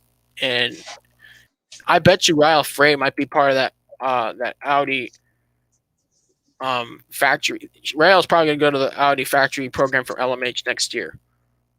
But I feel and she's still with Ferrari. Yeah. Under the Audi contract. If that happens, Ferrari may want to contest and say, hey, we want you back. But that's not the point. Yeah, I feel like the 85 is going to have speed. Who's your pick, Joseph? And I just wanted to say that the last time an all-women team won in class of the 24 hours of Le Mans, we have to go back all the way to I just want to say the occasion actually happened twice, in 1974 and in 1975. Huh? 1975 was the last time an all-female team won in class of the 24 hours of Le Mans. It was a team called Societe SO. Michelle Monton, who was one of the greatest World Championship drivers of all time. Christine Desermont and Marianne Hopfer. They finished 21st overall, but they won in class. In the 1924, a team named after Christine Beckers was built by Suri Seiko that finished 17th overall. And Chevron beat 23 with Christine Beckers, Marie Laurent, and Yvette Fontaine. So everybody, saying, "Oh, this will be the first time a female driver is going to win overall in the 24 hours a month." Actually, it's happened before. It happened twice. And with these drivers that you mentioned, Justin, Rahel Frey, Michelle Gatting, Sarah Bovey, I think it could happen. But Iron Lynx, they put a great card together. Just look at Spa last month. Yeah. And now, from one Ferrari to another, I've had my pick held on right here for the longest of time. Spirit of Race, prepared by AF Corsa. Number 55, Ferrari 488 GT Evo. Duncan Cameron, Matt Griffin, David Perrell. Ferrari factory drivers, all three of them. When you get three drivers that speak fluent English, it means they got great chemistry. These teams can really be put together well. Spirit of Race is a subdivision of AF Corsa. They are successful in the European Le Mans Series. I don't see any reason why they can't win, but it's not going to be easy. No one said it's going to be easy. Yeah. And you know what? One team I'm really eyeballing in this class is actually Herbert Motorsport. Yeah. Because it's just super good. And, Alfred's going to be watching. He'll be with the team working on the car. Robert's going to be driving it. Ralph Einichen, Ralph Bowen. Ralph Bowen has been a big fixture for Herbert Motorsport at the 24H Series. This is like a dream come true. The 24H Series has been waiting for a moment like this to actually happen. One of their drivers can go into the Asian Le Mans Series after, 2 weeks from the Dubai 24 hours, compete with the Asian Le Mans Series and win. Remember I forgot who the factory driver was in the Asian Le Mans Series that helped Herbert Motorsport win the title. There was a factory driver, I forgot the name. I have to do some digging. I'm checking right now because I'm curious to know. Entry list. Where is it? Nope, that's the last Asian. Yeah. I'm looking. Oh, it was just the Renault brothers and Ralph Bowen. Yeah. I was thinking about the other team that was accepted, but they didn't take their entry. I was thinking about GPX Racing. Yeah. GPX Racing said no, not this year, so they pulled out. They were going to be in the race this year, but they could not. I figured out who the GPX Racing was. Do you want to know who the driver that was doing Julian Edlauer, Lane Furty, and Axel Jeffries. Axel Jeffries, who's actually under multiple contracts with other manufacturers too. But yeah, it was just the Renault brothers and Ralph Vaughn. They made it. Man, the number 69. I know the number is gonna get people laughing about the car number, but yeah, if you're on the car, people are gonna be buzzing on Twitter about it. But it's gonna be interesting. Le Mans, 62 cars. If there's nobody that crashes out, we've had Proton competition. 99 has already crashed out and withdrew on because their car was severely destroyed in practice before. But practice starts on Wednesday afternoon. There, it goes by fast, and then qualifying's on Friday. It's on Thursday, and hype. I have it on my Facebook. I posted the racing schedule. I don't know why I did that, but I did. I'm checking. Okay. Thank you for your service, Justin. I don't need that. Okay. Le Mans practice. No, wait. Huh? Le Mans qualifying is after practice 1 and before practice 2 on Wednesday. Okay, it's good. I was hoping not to be on Thursday because I got things to do on Thursday. Hyperpole is on Thursday. The Hyperpole session is on Thursday. Because FIA loves their fancy names. Yeah. Then on Super Friday, Hyperpole. but practice 4 is the final practice for Le Mans before the warm-up on Saturday morning. Saturday at 5:30 a.m., which Le Mans coverage starts at 10 a.m. Eastern time. Because I always write the times in Eastern on my Facebook to not confuse people. So, yeah. It's going to be, qualifying's on Wednesday, then Hyperpole. I don't know what the FIA decide, we'll name it Hyperpole. That's going to be after practice 3 and before practice 4. Yeah, Hyperpole is literally half an hour before final practice, the practice 4 session. Which, 8 a.m. Eastern is practice 1 from Le Mans on Wednesday, the 18th of August. So that is not tomorrow, but the day after. So we're getting to Le Mans. It's going to be interesting weekend. Le Mans. It's going to be interesting. Like last year, I remember watching Le Mans last year. It literally... It just didn't feel like Le Mans. But do you know what's so interesting about it? Le Mans was on the weekend of my friend's birthday, the 19th and 20th of September. Because my friend's birthday is on the 19th of September. But and then the 21st of September, the Earth, Wind, and Fire song. You know that song? Oh, yeah. Yeah. Everybody makes up those memes about that. It's a good song, though. But Le Mans, 8-mile track. Yeah, 8 miles, 3 minute 30 lap, 3 minute, low 3, 320, 9 to 330 lap times for the hypercars, and for the almost 4 minutes for the slower class. Yeah, it's gonna be interesting to see how the race goes. And, the top 4 are seconds apart. Yeah, just less than a second. It's so close. Yep, it's going to be really close competition.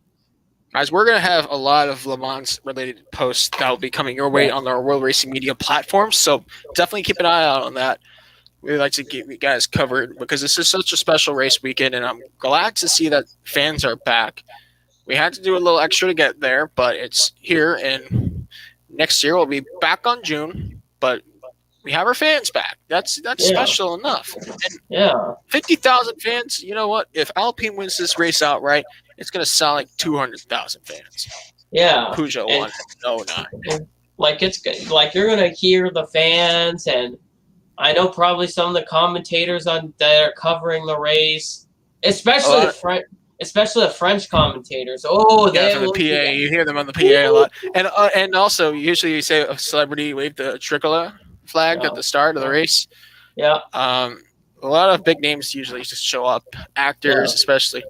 I mean, Patrick Dempsey became a race car driver due to his love for the 24 Hours of Le Mans. So did Paul Newman, and then he became a team owner, and the rest is history. Just like how well he did an IndyCar as an owner. Well, yeah, it's going to be interesting how Le Mans is going to go. There's no Pastor Maldonado, but there is Manuel Maldonado's in the race, but he's actually good in these LMP2s. I've seen him do good in the ELMS, but Mahavir Gunathan's not in the race. That's not going to happen. No, he's testing out Formula F1. I don't know. Let's be all serious. So we hope that everybody has a good, safe race this weekend because this is racing is a tough sport, and we just want to wish all the teams the very best over in France. It's been a big journey to get there, especially for these last two races. So give credits to for the ones that show up. All right, I think this is a good end of the podcast. We've been on the air for 2.5 hours. I want to thank Herbert Solomon for giving us some cool feedback on the Cup Series race from yesterday, from where he sat in the stands, and his experience of that final caution that he was able to show us his point of view from the track. Daniel Ford, thanks you for showing up as always, and thank you, Justin. I'm Joe Laney Powell, and we're going to sign off. We'll see you guys next week for episode 125.